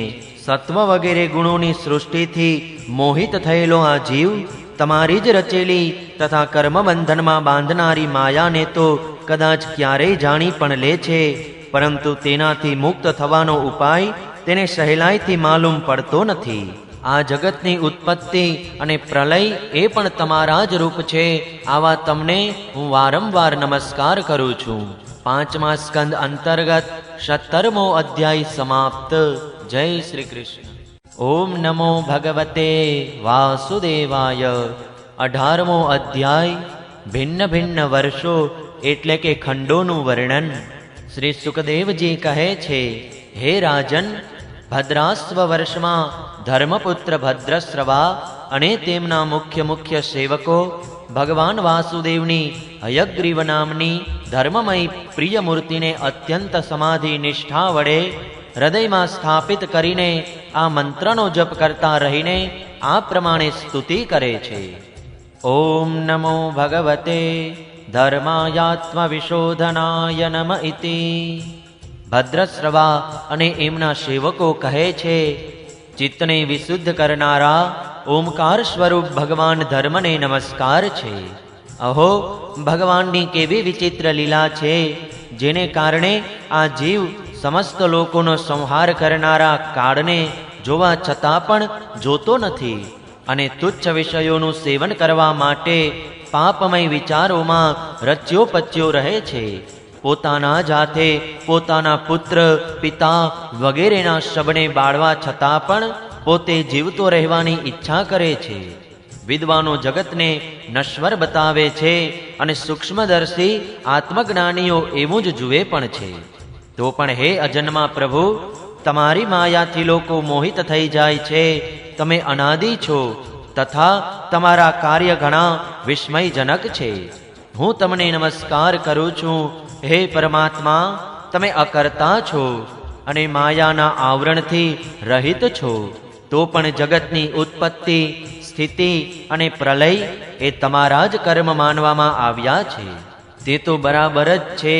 આમાં કોઈ આશ્ચર્યની વાત નથી, કારણ કે સર્વાત્મા રૂપે તમે જ સઘળા કાર્યોના કારણ છો અને પોતાના શુદ્ધ સ્વરૂપમાં આ કાર્ય કારણ ભાવથી સર્વથા પર છો. તમારો વિગ્રહ મનુષ્ય અને ઘોડાનું સંયુક્ત રૂપ છે. પ્રલયકાળમાં તમઃ પ્રધાન દૈત્યો જ્યારે વેદોને ચોરી ગયા હતા ત્યારે બ્રહ્માજીએ પ્રાર્થના કરી હતી, તેથી તમે તેમને રસાતલમાંથી લાવીને આપ્યા. આવા અમોઘ લીલા કરનારા સત્ય સંકલ્પવાળા હયગ્રીવ ભગવાન, તમને નમસ્કાર કરું છું. હરિવર્ષમાં ભગવાન નરસિંહ રૂપે રહે છે. તેમણે આ રૂપ જે કારણે ધારણ કર્યું હતું તેનું વર્ણન આગળ કરવામાં આવશે. ભગવાનના તે રૂપની ઉપાસના તે દેશના અન્ય મનુષ્યો સહિત મહાભાગવત પ્રહલાદજી અનન્ય ભક્તિભાવથી કરે છે. આ પ્રહલાદજી મહાપુરુષોને યોગ્ય ગુણોથી સંપન્ન છે તથા તેમણે પોતાના શીલ અને આચરણથી દૈત્યો અને દાનવોના કુળને પવિત્ર કરી દીધું છે. તેઓ ભગવાનના આ મંત્ર તથા સ્તોત્રનો જપપાઠ કરે છે કે ઓમકાર સ્વરૂપ ભગવાન નરસિંહદેવને નમસ્કાર છે. તમે અગ્નિ વગેરે તેજોના પણ તેજ છો, તમને નમસ્કાર છે. હે વજ્રનક, હે વજ્રદંતી, તમે અમારી સમક્ષ પ્રગટ થાવ. અમારી કર્મ વાસનાઓને ભસ્મ કરી દો. અમારા જ્ઞાનરૂપી અંધકારનો નાશ કરો. ઓમ સ્વાહા, અમારા અંતઃકરણમાં અભયદાન દેતા પ્રકાશિત થાવ. ઓમ ક્ષોમ, હે નાથ, વિશ્વનું કલ્યાણ થાવ. દુષ્ટોની બુદ્ધિ શુદ્ધ થાવ. બધા પ્રાણીઓમાં પરસ્પર સદભાવ થાવ. બધા જ એકબીજાના હિતનું ચિંતન કરો.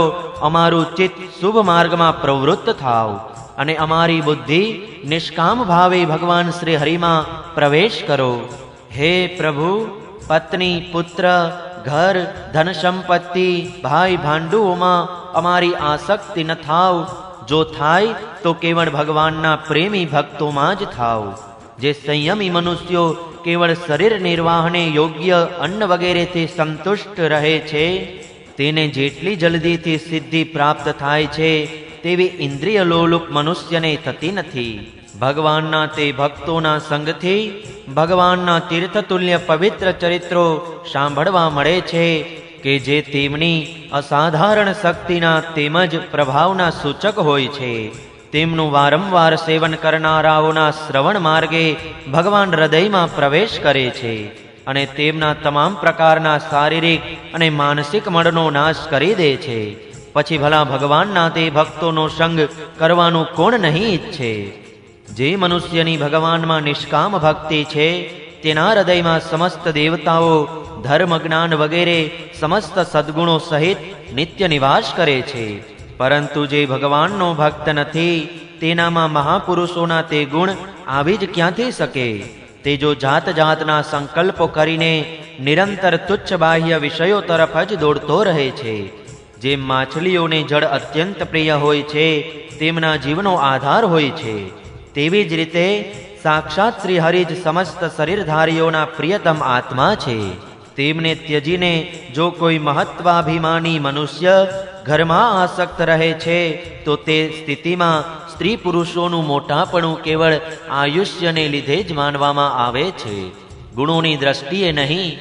તેથી હે અસુરો, તમે તૃષ્ણા, રાગ, વિષાદ, ક્રોધ, અભિમાન, ઈચ્છા, ભય, દીનતા અને માનસિક સંતાપના મૂળ તથા જન્મ મરણ રૂપી સંસાર ચક્રના વાહક ઘર વગેરેને ત્યજીને ભગવાન નરસિંહજીના નિર્ભય ચરણ કમળોનો આશ્રય લો.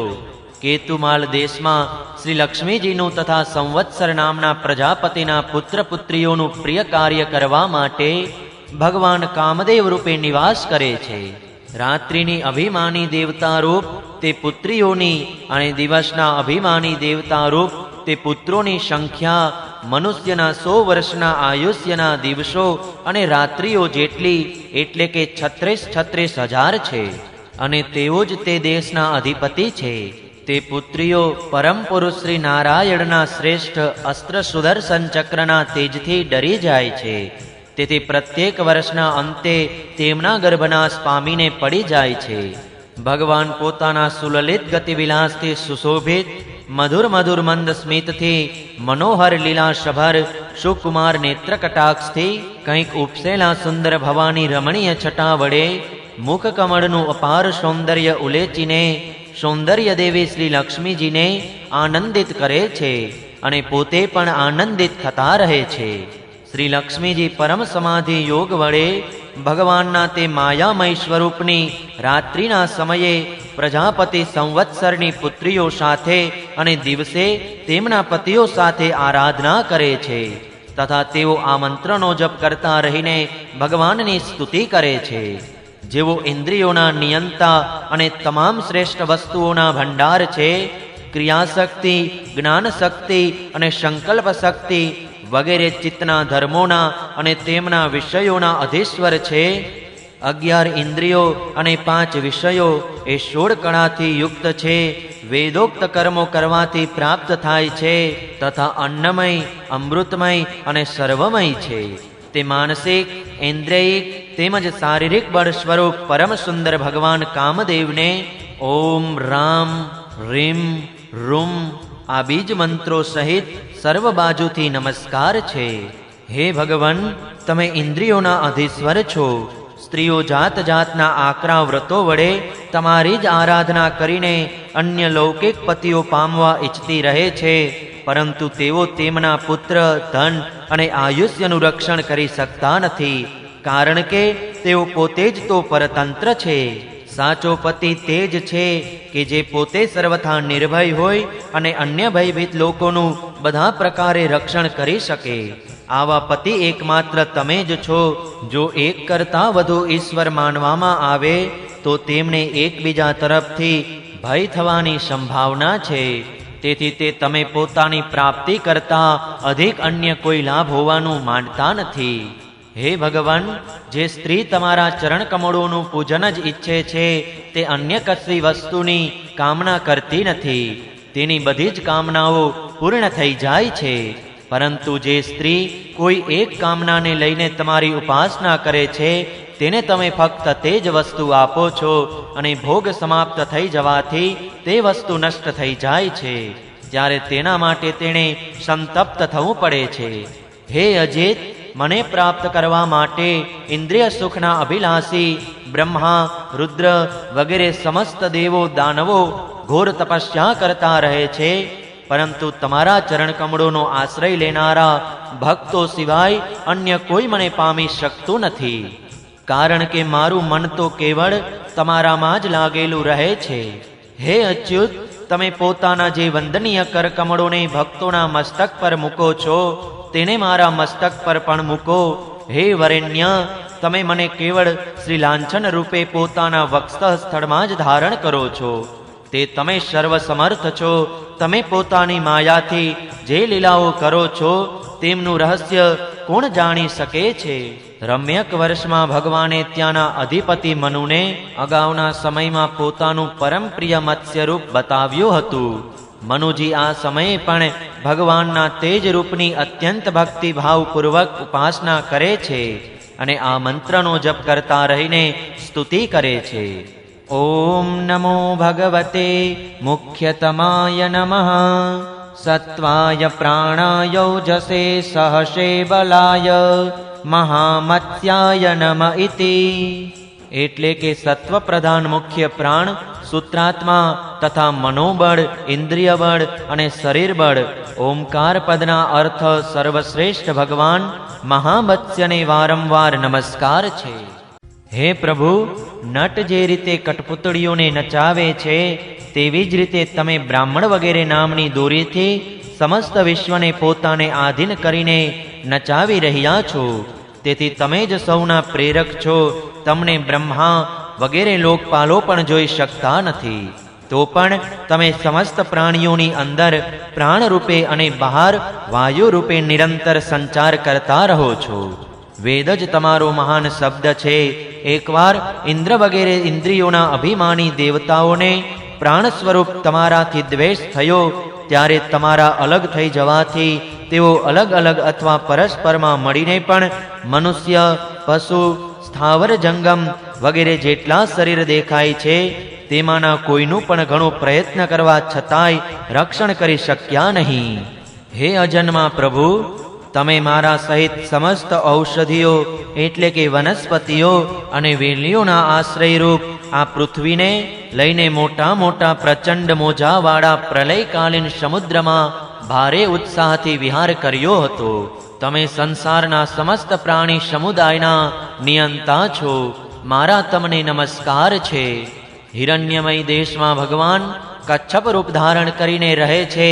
ત્યાંના રહેવાસીઓ સહિત પિતૃરાજ અર્યમાં ભગવાનની તે પ્રિયતમ મૂર્તિની ઉપાસના કરે છે અને આ મંત્રનો નિરંતર જપ કરતા રહીને આ પ્રમાણે સ્તુતિ કરે છે. જેઓ સઘળા સત્વગુણોથી યુક્ત છે, જળમાં વિચરતા રહેવાને કારણે જેમના સ્થાનનું કોઈ નિશ્ચિતપણું નથી, તથા જેઓ કાળની મર્યાદાની બહાર છે, તે ઓમકાર સ્વરૂપ સર્વાધાર ભગવાન કચ્છપને વારંવાર નમસ્કાર છે. હે ભગવાન, અનેક રૂપોમાં પ્રતીત થવું આ દ્રશ્ય પ્રપંચ જો કે મિથ્યા જ છે, તેથી તેની વાસ્તવમાં કોઈ સંખ્યા નથી, તો પણ માયાથી પ્રકાશિત થનારું આપનું જ રૂપ છે. એવા અનિર્વચનીય સ્વરૂપ તમને મારા નમસ્કાર છે. એકમાત્ર તમે જ જરાયુજ, સ્વેદજ, અંડજ, ઉદ્ભિજ, જંગમ, સ્થાવર, દેવતા, ઋષિ, પિતૃ, ભૂત, ઇન્દ્રિય, સ્વર્ગ, આકાશ, પૃથ્વી, પર્વત, નદી, સમુદ્ર, દ્વીપ, ગ્રહ, તારા વગેરે વિભિન્ન નામોથી પ્રસિદ્ધ છો. તમે અસંખ્ય નામો, રૂપો અને આકૃતિઓ વાળા છો. કપિલ વગેરે વિદ્વાનોએ તમારામાં 24 તત્વોની સંખ્યાની કલ્પના કરી છે, પરંતુ તત્વજ્ઞાન થવાથી તે તત્વોની પણ નિવૃત્તિ થઈ જાય છે. પછી તેને સર્વત્ર આપ જ દેખાવ છો. સાંખ્ય સિદ્ધાંત સ્વરૂપ તમને મારા નમસ્કાર છે. ઉત્તર કુરુ વર્ષમાં ભગવાન યજ્ઞ પુરુષ વરાહનું રૂપ ધારણ કરેલા વિરાજમાન છે.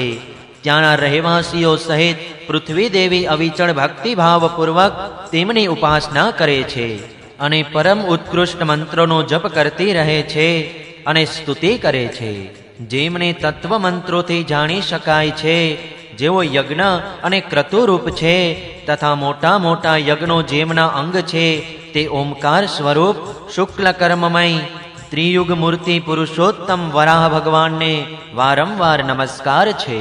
જેમ ઋત્વિજો અરણીના લાકડાના ટુકડાઓમાં છુપાયેલા અગ્નિને ઘર્ષણ વડે પ્રગટ કરે છે, તેવી જ રીતે કર્મની આસક્તિ અને કર્મના ફળની કામનાને લીધે છુપાયેલા તમારા રૂપનું દર્શન કરાવવાની ઈચ્છાથી પરમ પ્રવીણ પંડિતો પોતાના વિવેકયુક્ત મનરૂપી વલણોથી શરીર અને મનને વલોવી નાખે છે.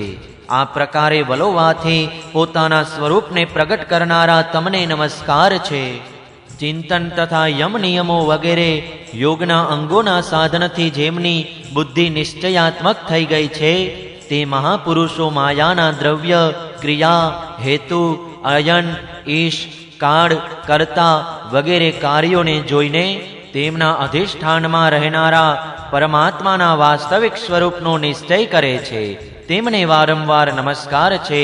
જેમ લોઢું જળ હોવા છતાં પણ લોહચુંબકના સાનિધ્ય માત્રથી હાલવા ચાલવા લાગે છે, તેવી જ રીતે જે સર્વસાક્ષીની ઈચ્છા માત્રથી કે જે ઈચ્છા પોતાને માટે નહીં બલકે સમસ્ત પ્રાણીઓ માટેની હોય છે, પ્રકૃતિ પોતાના ગુણો વડે જગતની ઉત્પત્તિ, સ્થિતિ અને પ્રલય કરતી રહે છે, એવા સમસ્ત ગુણો અને કર્મોના સાક્ષી તમને નમસ્કાર છે. તમે જગતના કારણભૂત આદિ વરાહ છો. જેમ એક હાથી બીજા હાથીને પછાડે છે, તેવી જ રીતે ગજરાજની જેમ ક્રીડા કરતા તમે યુદ્ધમાં પોતાના પ્રતિદ્વંદી હિરણ્યાક્ષ દૈત્યને કચડી નાખીને મને પૃથ્વીને પોતાની દાઢોની અણી પર રાખીને રસાતલથી પ્રલય સમુદ્રમાંથી બહાર નીકળી આવ્યા હતા, એવા સર્વશક્તિમાન પ્રભુ આપને હું વારંવાર નમસ્કાર કરું છું. 5મા સ્કંદ અંતર્ગત ભુવનકોશ વર્ણન નામનો 18મો અધ્યાય સમાપ્ત. જય શ્રી કૃષ્ણ. ઓમ નમો ભગવતે વાસુદેવાય. 19મો અધ્યાય કિમ પુરુષ વર્ષ અને ભારત વર્ષનું વર્ણન. શ્રી સુખદેવજી કહે છે, હે રાજન, કિમ પુરુષ વર્ષમાં શ્રી લક્ષ્મીજીના મોટા ભાઈ આદિ પુરુષ સીતાજીના હૃદયના અભિરામ ભગવાન શ્રી રામના ચરણોના સાનિધ્યના રસિક પરમ ભાગવત શ્રી હનુમાનજી અન્ય કિન્નરો સહિત અવિચળ ભક્તિભાવથી તેમની ઉપાસના કરે છે. ત્યાં અન્ય ગંધર્વોના પ્રમુખ આર્ષિશેણ તેમના સ્વામી ભગવાન શ્રી રામની પરમ કલ્યાણમય ગુણગાથા ગાતા રહે છે. શ્રી હનુમાનજી તે સાંભળે છે અને પોતે પણ આ મંત્રનો જપ કરતા રહીને આ પ્રમાણે તેમની સ્તુતિ કરે છે. અમે ઓમકાર સ્વરૂપ પવિત્ર કીર્તિ ભગવાન શ્રી રામને નમસ્કાર કરીએ છીએ. તમારા સત્પુરુષોના લક્ષણો, શીલ અને આચરણ વિદ્યમાન છે. તમે અત્યંત સંયમચિત આપણા ઉપાસકોને દર્શન આપવામાં તત્પર, સાધુતાની પરીક્ષા માટે કસોટી રૂપ અને મહાન બ્રાહ્મણ ભક્ત છો. આવા મહાપુરુષ મહારાજ શ્રી રામને અમારા પુનઃ પુનઃ પ્રણામ છે. હે ભગવાન, તમે વિશુદ્ધ બોધ સ્વરૂપ, અદ્વિતીય, પોતાના સ્વરૂપના પ્રકાશથી ગુણોના કાર્યરૂપ, જાગ્રત વગેરે તમામ અવસ્થાઓનો ધ્વંસ કરનારા, સૌના અંતરાત્મા, પરમ શાંત, શુદ્ધ બુદ્ધિ ગ્રહણ કરવા યોગ્ય, નામ અને રૂપ વિનાના અને અહંકાર રહિત છો. હું તમારે શરણે છું. હે પ્રભુ, તમારો મનુષ્ય અવતાર માત્ર રાક્ષસોના વધ માટે જ નથી, બલકે એનું મુખ્ય ઉદ્દેશ્ય તો મનુષ્યને બોધ આપવાનું છે. અન્યથા પોતાના સ્વરૂપમાં જ રમણ કરનારા સાક્ષાત વિશ્વાત્મા વિશ્વેશ્વરને સીતાજીના વિયોગમાં આટલું દુઃખ કેવી રીતે થઈ શકતું હતું? તમે ધીર પુરુષોના આત્મા અને પ્રિયતમ ભગવાન વાસુદેવ છો. ત્રણેય લોકની કોઈ પણ વસ્તુમાં તમારી આસક્તિ નથી. તમે નથી તો સીતાજી માટે મોહ પામતા અને નથી તો લક્ષ્મણજીનો ત્યાગ પણ કરતા. તમારા આ વ્યવહારો તો માત્ર લોક શિક્ષણ માટે જ છે. હે લક્ષ્મણાગ્રજ, ઉત્તમ કુળમાં જન્મ, સુંદરતા, વાક્ચાતુરી, બુદ્ધિ અને શ્રેષ્ઠ યોની, આમાંનો કોઈ પણ ગુણ તમારી પ્રસન્નતાનું કારણ બની શકતો નથી. આ વાત બતાવવા માટે જ તમે આ બધા ગુણો વિનાના વનવાસી વાનરો એવા અમારી સાથે મિત્રતા કરી છે. દેવ, દાનવ, મનુષ્ય કે વાનર કોઈ પણ હોય છે તેણે બધી રીતે શ્રી રામ સ્વરૂપ તમારું જ ભજન કરવું જોઈએ. કારણ કે તમે નરના રૂપમાં સાક્ષાત શ્રી હરિ જ છો અને કરેલા થોડા ભજનને પણ ઘણું વધારે માનો છો. તમે આશ્રિતોના એવા પ્રેમી છો કે જ્યારે પોતે દિવ્યધામમાં સિધાવી ગયા હતા ત્યારે સઘળા ઉત્તર કોશલવાસીઓને પણ પોતાની સાથે જ લઈ ગયા હતા. ભારત વર્ષમાં પણ ભગવાન દયાવશ નરનારાયણ રૂપ ધારણ કરીને સંયમશીલ મનુષ્યો પર અનુગ્રહ કરવા માટે અપ્રગટ રૂપે કલ્પના અંત સુધી તપ કરતા રહે છે. તેમની આ તપસ્યા એવી છે કે જેના થકી ધર્મ, જ્ઞાન, વૈરાગ્ય, ઐશ્વર્ય, શાંતિ અને ઉપરરતિની ઉત્તરોત્તર વૃદ્ધિ થાય છે અને અંતે આત્મ સ્વરૂપની પ્રાપ્તિ થઈ શકે છે. ત્યાં ભગવાન નારદજી સ્વયં શ્રી ભગવાને જ કહેલા સાંખ્ય અને યોગ શાસ્ત્ર સહિત ભગવાનના મહિમાને પ્રગટ કરનારા પાંચરાત્ર દર્શનનો સાવર્ણી મુનિને ઉપદેશ કરવા માટે ભારત વર્ષની વર્ણાશ્રમ ધર્મ પર અવલંબિત પ્રજા સહિત અત્યંત ભક્તિભાવપૂર્વક ભગવાન શ્રી નરનારાયણની ઉપાસના કરે છે તથા આ મંત્રનો જપ કરે છે અને સ્તોત્રનું ગાન કરીને તેમની સ્તુતિ કરે છે. ઓમકાર સ્વરૂપ, નિહંકાર, નિર્ધનોના ધન, શાંત સ્વભાવ ઋષિકેશ ભગવાન શ્રી નરનારાયણને નમસ્કાર છે. તેઓ પરમહંસોના પરમ ગુરુ અને આત્મારામોના અધીશ્વર છે. તેમને વારંવાર નમસ્કાર છે અને આ પ્રમાણે ગાય છે. જેઓ વિશ્વની ઉત્પત્તિ વગેરેમાં સ્વયં તેમના કરતા હોવા છતાં પણ કર્તૃત્વના અભિમાનથી બંધાતા નથી, શરીરમાં રહેતા હોવા છતાં પણ તેના ભૂખ તરસ વગેરે ધર્મોને વશીભૂત થતા નથી તથા દ્રષ્ટા હોવા છતાં પણ જેમની દ્રષ્ટિ દ્રશ્યના ગુણદોષોથી દૂષિત થતી નથી તે અસંગ તેમજ વિશુદ્ધ સાક્ષીરૂપ ભગવાન શ્રી નરનારાયણને નમસ્કાર છે. હે યોગેશ્વર, હિરણ્યગર્ભ ભગવાન બ્રહ્માજીએ યોગ સાધનની સૌથી મોટી નિપુણતા એ જ બતાવી છે કે મનુષ્ય પોતાના અંતકાળે દેહાભિમાન ત્યજીને ભક્તિપૂર્વક તમારા પ્રાકૃત ગુણોથી રહિત સ્વરૂપમાં પોતાનું મન જોડવું. લૌકિક અને પારલૌકિક ભોગોના લાલચુ મૂર્ખ મનુષ્યો જેમ પુત્ર, પત્ની અને ધન સંપત્તિની ચિંતા કરીને મોતથી ગભરાય છે, તેવી જ રીતે જો વિદ્વાનને પણ આ નિંદ્ય શરીર છૂટી જવાનો ભય જ સદા રહે તો તેણે જ્ઞાન પ્રાપ્તિ માટે કરેલો સઘળો પ્રયત્ન કેવળ શ્રમ જ ગણાય. તેથી હે અધોક્ષજ, તમે અમને પોતાનો સ્વાભાવિક પ્રેમરૂપી ભક્તિ યોગ જ આપો કે જેથી હે પ્રભુ આ નિત્ય શરીરમાં તમારી માયાને કારણે બદ્ધ મૂળ થયેલા મહંતા મમતાને અમે તરત કાપી નાખીએ. હે રાજન, આ ભારત વર્ષમાં પણ ઘણા બધા પર્વતો અને નદીઓ છે, જેવા કે મલય, મંગલપ્રસ્થ, મૈનાક, ત્રિકૂટ, વૃષભ, કુટક, કોલ્લક, શહ્ય, દેવગિરી, ઋષ્યમુખ, શ્રીશૈલ, વેંકટ, મહેન્દ્ર, વારીધાર, વિંધ્ય, શુક્તિમાન, વૃક્ષગિરી, પારિયાત્ર, દ્રોણ, ચિત્રકૂટ, ગોવર્ધન, રૈવતક, કકુભ, નીલ, ગોકામુખ, ઇન્દ્રકિલ, કામગીરી વગેરે આવા જ અન્ય પણ સેંકડો હજારો પર્વતો છે. તેમના તત્પ્રદેશોમાંથી નીકળતા નળવહેડા અને નદીઓ પણ અસંખ્ય છે. આ નદીઓ પોતાના નામોથી જ જીવોને પવિત્ર કરી દે છે અને ભારતીય પ્રજા એમના જ જળમાં સ્નાન કરે છે. એમાંની મુખ્ય મુખ્ય નદીઓ છે ચંદ્રવશા, તામ્રપર્ણી, અવટોદા, કૃતમાલા, વૈહાયસી, કાવેરી, વેણી, પયસ્વિની, શર્કરાવર્તા, તુંગભદ્રા, કૃષ્ણા, વેણિયા, ભીમરથી, ગોદાવરી, નિર્વિંધ્યા, પયોષ્ણી, તાપી, રેવા, સુરસા, નર્મદા, ચર્મન્વતી, સિંધુ, અંધ અને શોણ નામના બે નદ, મહાનદી, વેદસ્મૃતિ, ઋષિકુલ્યા, ત્રિશામા, કૌશિકી, મંદાકિની, યમુના, સરસ્વતી, દૃષદ્વતી, ગોમતી, શરયુ, રોધસ્વતી, સપ્તવતી, સુષુમા, શતદ્રુ, ચંદ્રભાગા, મરુદ્વૃથા, વિસ્તરા, અશિકિની અને વિશ્વા. આ જ દેશ ભારતમાં જન્મ લેનારા મનુષ્યોને પોતાના કરેલા સાત્વિક, રાજસ અને તામસ કર્મો અનુસાર ક્રમશઃ અનેક પ્રકારની દિવ્ય, માનુષ અને નારકી યોનિઓ પ્રાપ્ત થાય છે. કારણ કે કર્મો અનુસાર બધા જીવોને બધી જ યોનિઓ પ્રાપ્ત થઈ શકે છે. આ જ દેશમાં પોતપોતાના વર્ણ માટે નિયત કરેલા ધર્મોનું, આચરણોનું વિધિવત અનુષ્ઠાન કરવાથી મોક્ષ શુદ્ધ્યાની પ્રાપ્તિ થઈ શકે છે. હે પરીક્ષિત, સમસ્ત ભૂત પ્રાણીઓના આત્મા રાગ વગેરે દોષો વિનાના અનિર્વચનીય સર્વાધાર પરમાત્મા ભગવાન વાસુદેવમાં અનન્ય અને નિર્હેતુક ભક્તિભાવ જ મોક્ષપ્રદ છે.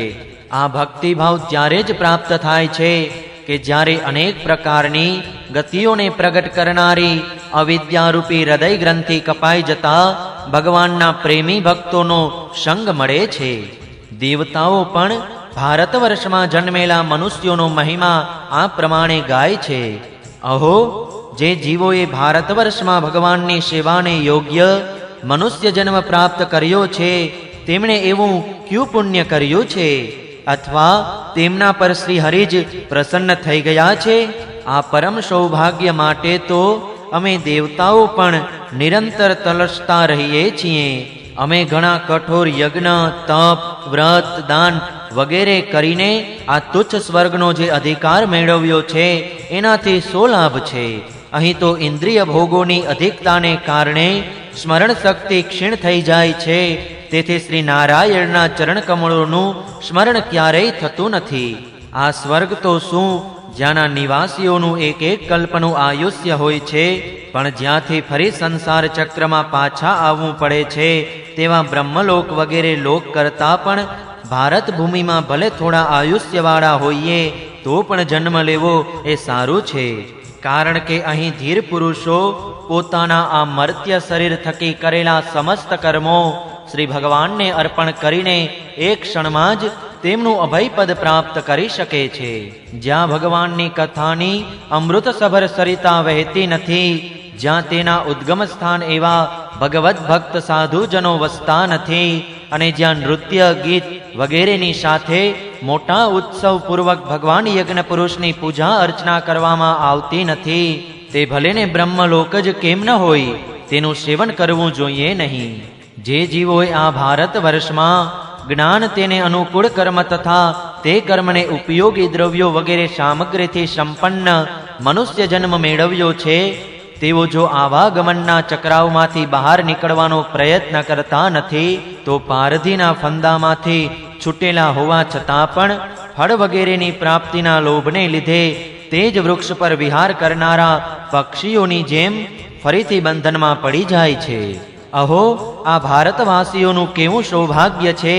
આ ભારતવાસીઓ જ્યારે યજ્ઞમાં ભિન્ન ભિન્ન દેવતાઓની પ્રસન્નતાના ઉદ્દેશ્યથી અલગ અલગ યજ્ઞ ભાગ રાખીને વિધિ, મંત્રો, દ્રવ્યો વગેરેના યોગથી શ્રદ્ધાપૂર્વક તે દેવતાઓને હવિનું પ્રદાન કરે છે, ત્યારે આ પ્રમાણે ઇન્દ્ર વગેરે ભિન્ન ભિન્ન નામે પોકારવાથી, આવાહન કરવાથી સમસ્ત કામનાઓને પૂરી કરનારા પૂર્ણકામ સ્વયં શ્રી હરિ પ્રસન્ન થાય છે અને તે હવિનું ગ્રહણ કરે છે.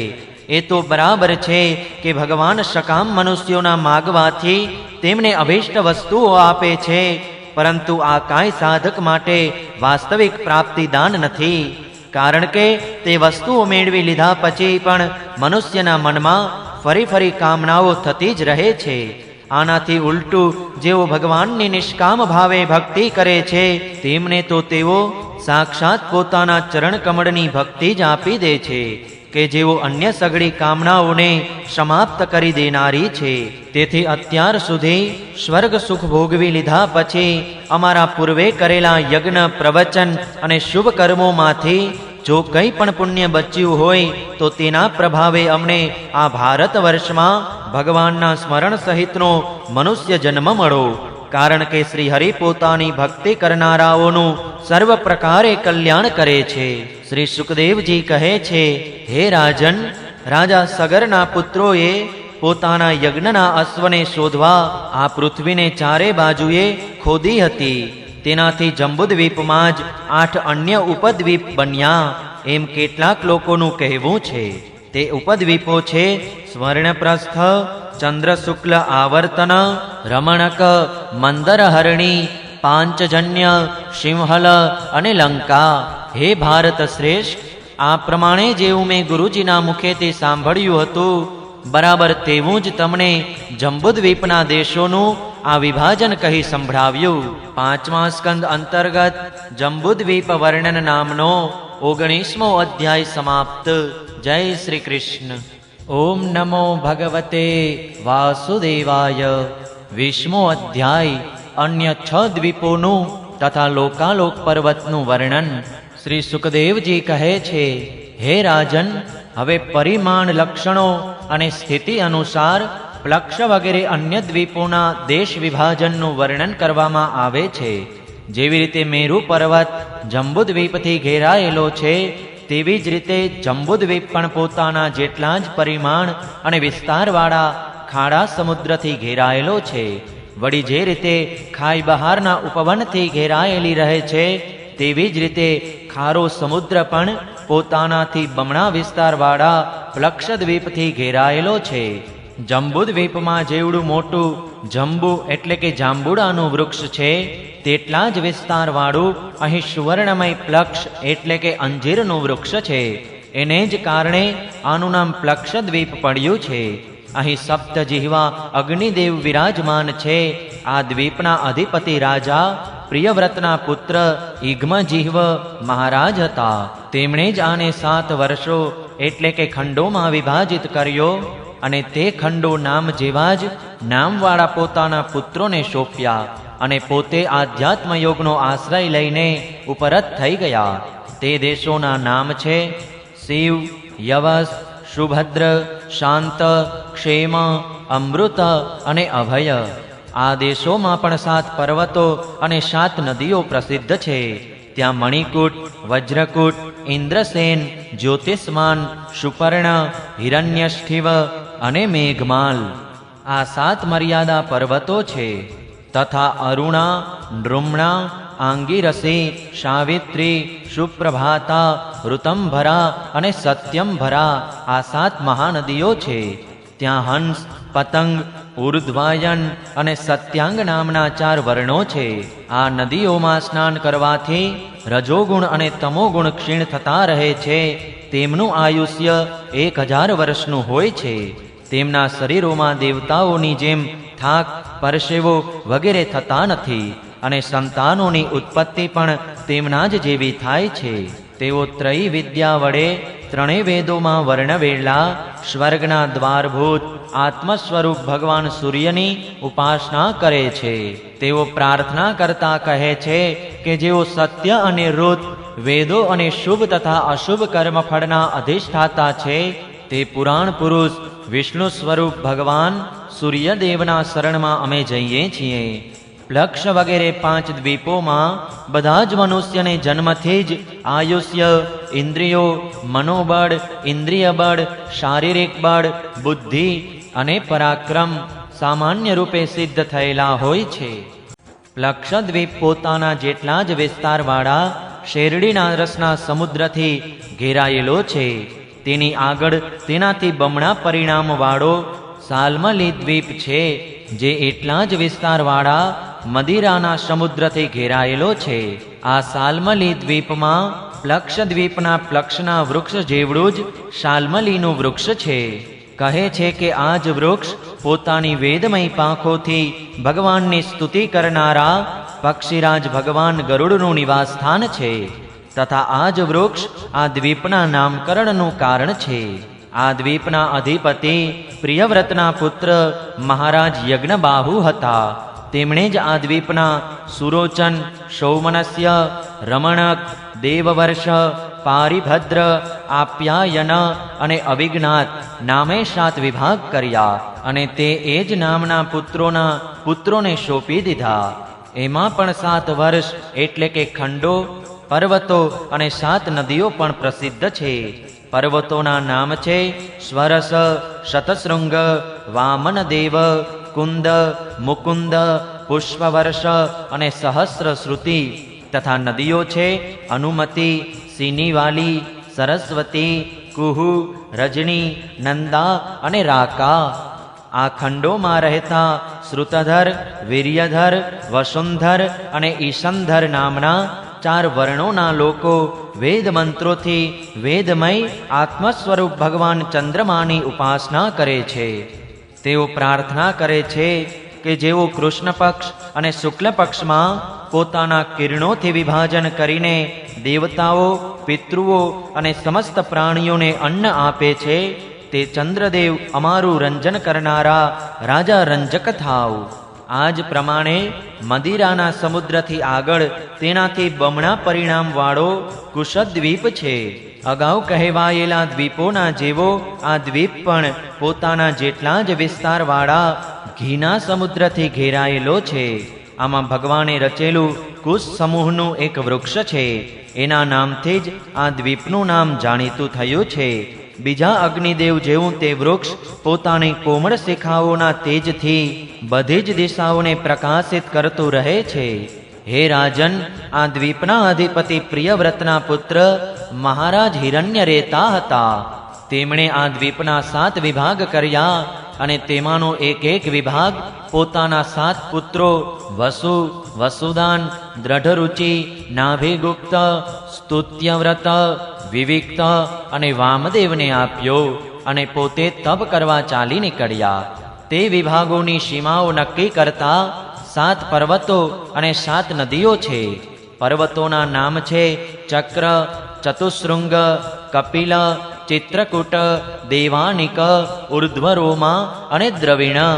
નદીઓના નામ છે રસકુલ્યા, મધુકુલ્યા, મિત્રવિંદા, શ્રુતિવિંદા, દેવગર્ભા, ધૃતચ્યુતા અને મંત્રમાલા. આ નદીઓમાં સ્નાન કરીને કુશદ્વીપના નિવાસીઓ કે જેઓ કુશળ, કોવિદ, અભિયુક્ત અને કુલક વર્ણના મનુષ્યો છે, જેઓ યજ્ઞ વગેરે કર્મ કૌશલ્ય વડે અગ્નિ સ્વરૂપ ભગવાન શ્રી હરિનું પૂજન કરે છે તથા આ પ્રમાણે સ્તુતિ કરે છે કે હે અગ્નિદેવ, તમે પરબ્રહ્મને પ્રત્યક્ષ હવિ પહોંચાડનારા છો. તેથી ભગવાનના અંગભૂત દેવતાઓનું યજન કરીને તમે તે પરમ પુરુષનું જ યજન કરો. હે રાજન, પછી ઘીના સમુદ્રથી આગળ તેના કરતા બમણા પરિણામવાળો ક્રૌચ દ્વીપ છે. તેમાં કુશદ્વીપ ઘીના સમુદ્રથી ઘેરાયેલો છે. તેવી જ રીતે આ પોતાના જેટલા વિસ્તારવાળા દૂધના સમુદ્રથી ઘેરાયેલો છે. અહીં ક્રૌચ નામનો એક ઘણો મોટો પર્વત છે. તેને જ કારણે આનું નામ ક્રૌચ દ્વીપ થયું છે. અગાઉના સમયમાં શ્રી કાર્તિકેય સ્વામીના શસ્ત્ર પ્રહારથી આનો કટિ પ્રદેશ અને લતા નિકુંજ વગેરે નષ્ટભ્રષ્ટ થઈ ગયા હતા. પરંતુ ક્ષીર સમુદ્ર એટલે કે દૂધના સમુદ્ર વડે સિંચવાથી અને વરુણદેવ વડે સુરક્ષિત થવાથી આ પર્વત ફરીથી નિર્ભય થઈ ગયો. આ દ્વીપના અધિપતિ પ્રિયવ્રતના પુત્ર મહારાજ ઘૃતપૃષ્ઠ હતા. તેઓ મહાન જ્ઞાની હતા. તેમણે આને 7 દેશોમાં વિભાજિત કરીને તેમના પર તેમના જ જેવા નામવાળા પોતાના 7 ઉત્તરાધિકારી પુત્રોની નિમણૂક કરી અને પોતે સમસ્ત જીવોના અંતરાત્મા પરમ મંગલમય કીર્તિશાળી ભગવાન શ્રી હરિના પવિત્ર ચરણ કમળોનું શરણું લીધું. મહારાજ ઘૃતપૃષ્ઠને 7 પુત્રો હતા. આમ મધુરુહ, મેઘપુષ્ઠ, સુધામા, બ્રાજિષ્ઠ, લોહિતાર્ણ અને વનસ્પતિ. તેમાંના વર્ષોમાં એટલે કે ખંડોમાં પણ 7 વર્ષ પર્વતો અને 7 નદીઓ હોવાનું કહેવાય છે. પર્વતોના નામ છે શુક્લ, વર્ધમાન, ભોજન, ઉપબર્હિણ, નંદ, નંદન અને સર્વતોભદ્ર. ત્યાર પછી નદીઓના નામ છે અભયા, અમૃતૌઘા, આર્યકા, તીર્થવતી, વૃત્તિરૂપવતી, પવિત્રવતી અને શુક્લા. તેમના પવિત્ર અને નિર્મળ જળમાં સેવન કરનારા ત્યાંના પુરુષ, ઋષભ, દ્રવિણ અને દેવક નામના 4 વર્ણોવાળા નિવાસીઓ જળ ભરેલી અંજલિ વડે આપો દેવતા એટલે કે જળ દેવતાની ઉપાસના કરે છે અને પ્રાર્થના કરે છે કે હે જળ દેવતા, તમને પરમાત્મા પાસેથી સામર્થ્ય મળેલું છે. તમે ભૂઃ, ભુવઃ અને શ્વઃ ત્રણેય લોકોને પવિત્ર કરો છો, કારણ કે તમે સ્વરૂપથી જ પાપોનો નાશ કરનારા છો. અમે પોતાના શરીરથી તમારો સ્પર્શ કરીએ છીએ, તમે અમારા અંગોને પવિત્ર કરો. આ જ પ્રમાણે ક્ષીર સમુદ્રથી આગળ પોતાની ચારે બાજુ 32 લાખ જોજનના વિસ્તારવાળો શાકદ્વીપ છે, જે પોતાના જેટલા જ પરિણામવાળા દહીંના સમુદ્રથી ઘેરાયેલો છે. આમાં શાક નામનું એક ઘણું મોટું વૃક્ષ છે અને એ જ આ દેશના નામનું કારણ છે. તેની અત્યંત મનોહર સુગંધથી આખો દ્વીપ મહેકતો રહે છે. તેના મેધાતિથિ નામના અધિપતિ પણ રાજા પ્રિયવતના જ પુત્ર હતા.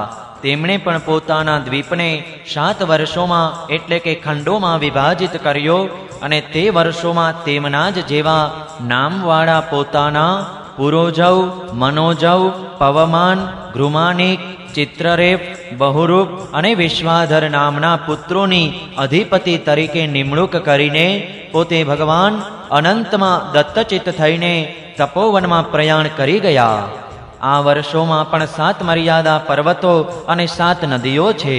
પર્વતોના નામ છે ઈશાન, ઉરુશૃંગ, બલભદ્ર, શતકેસર, સહસ્ત્રસ્ત્રોત, દેવપાલ અને મહાનશ.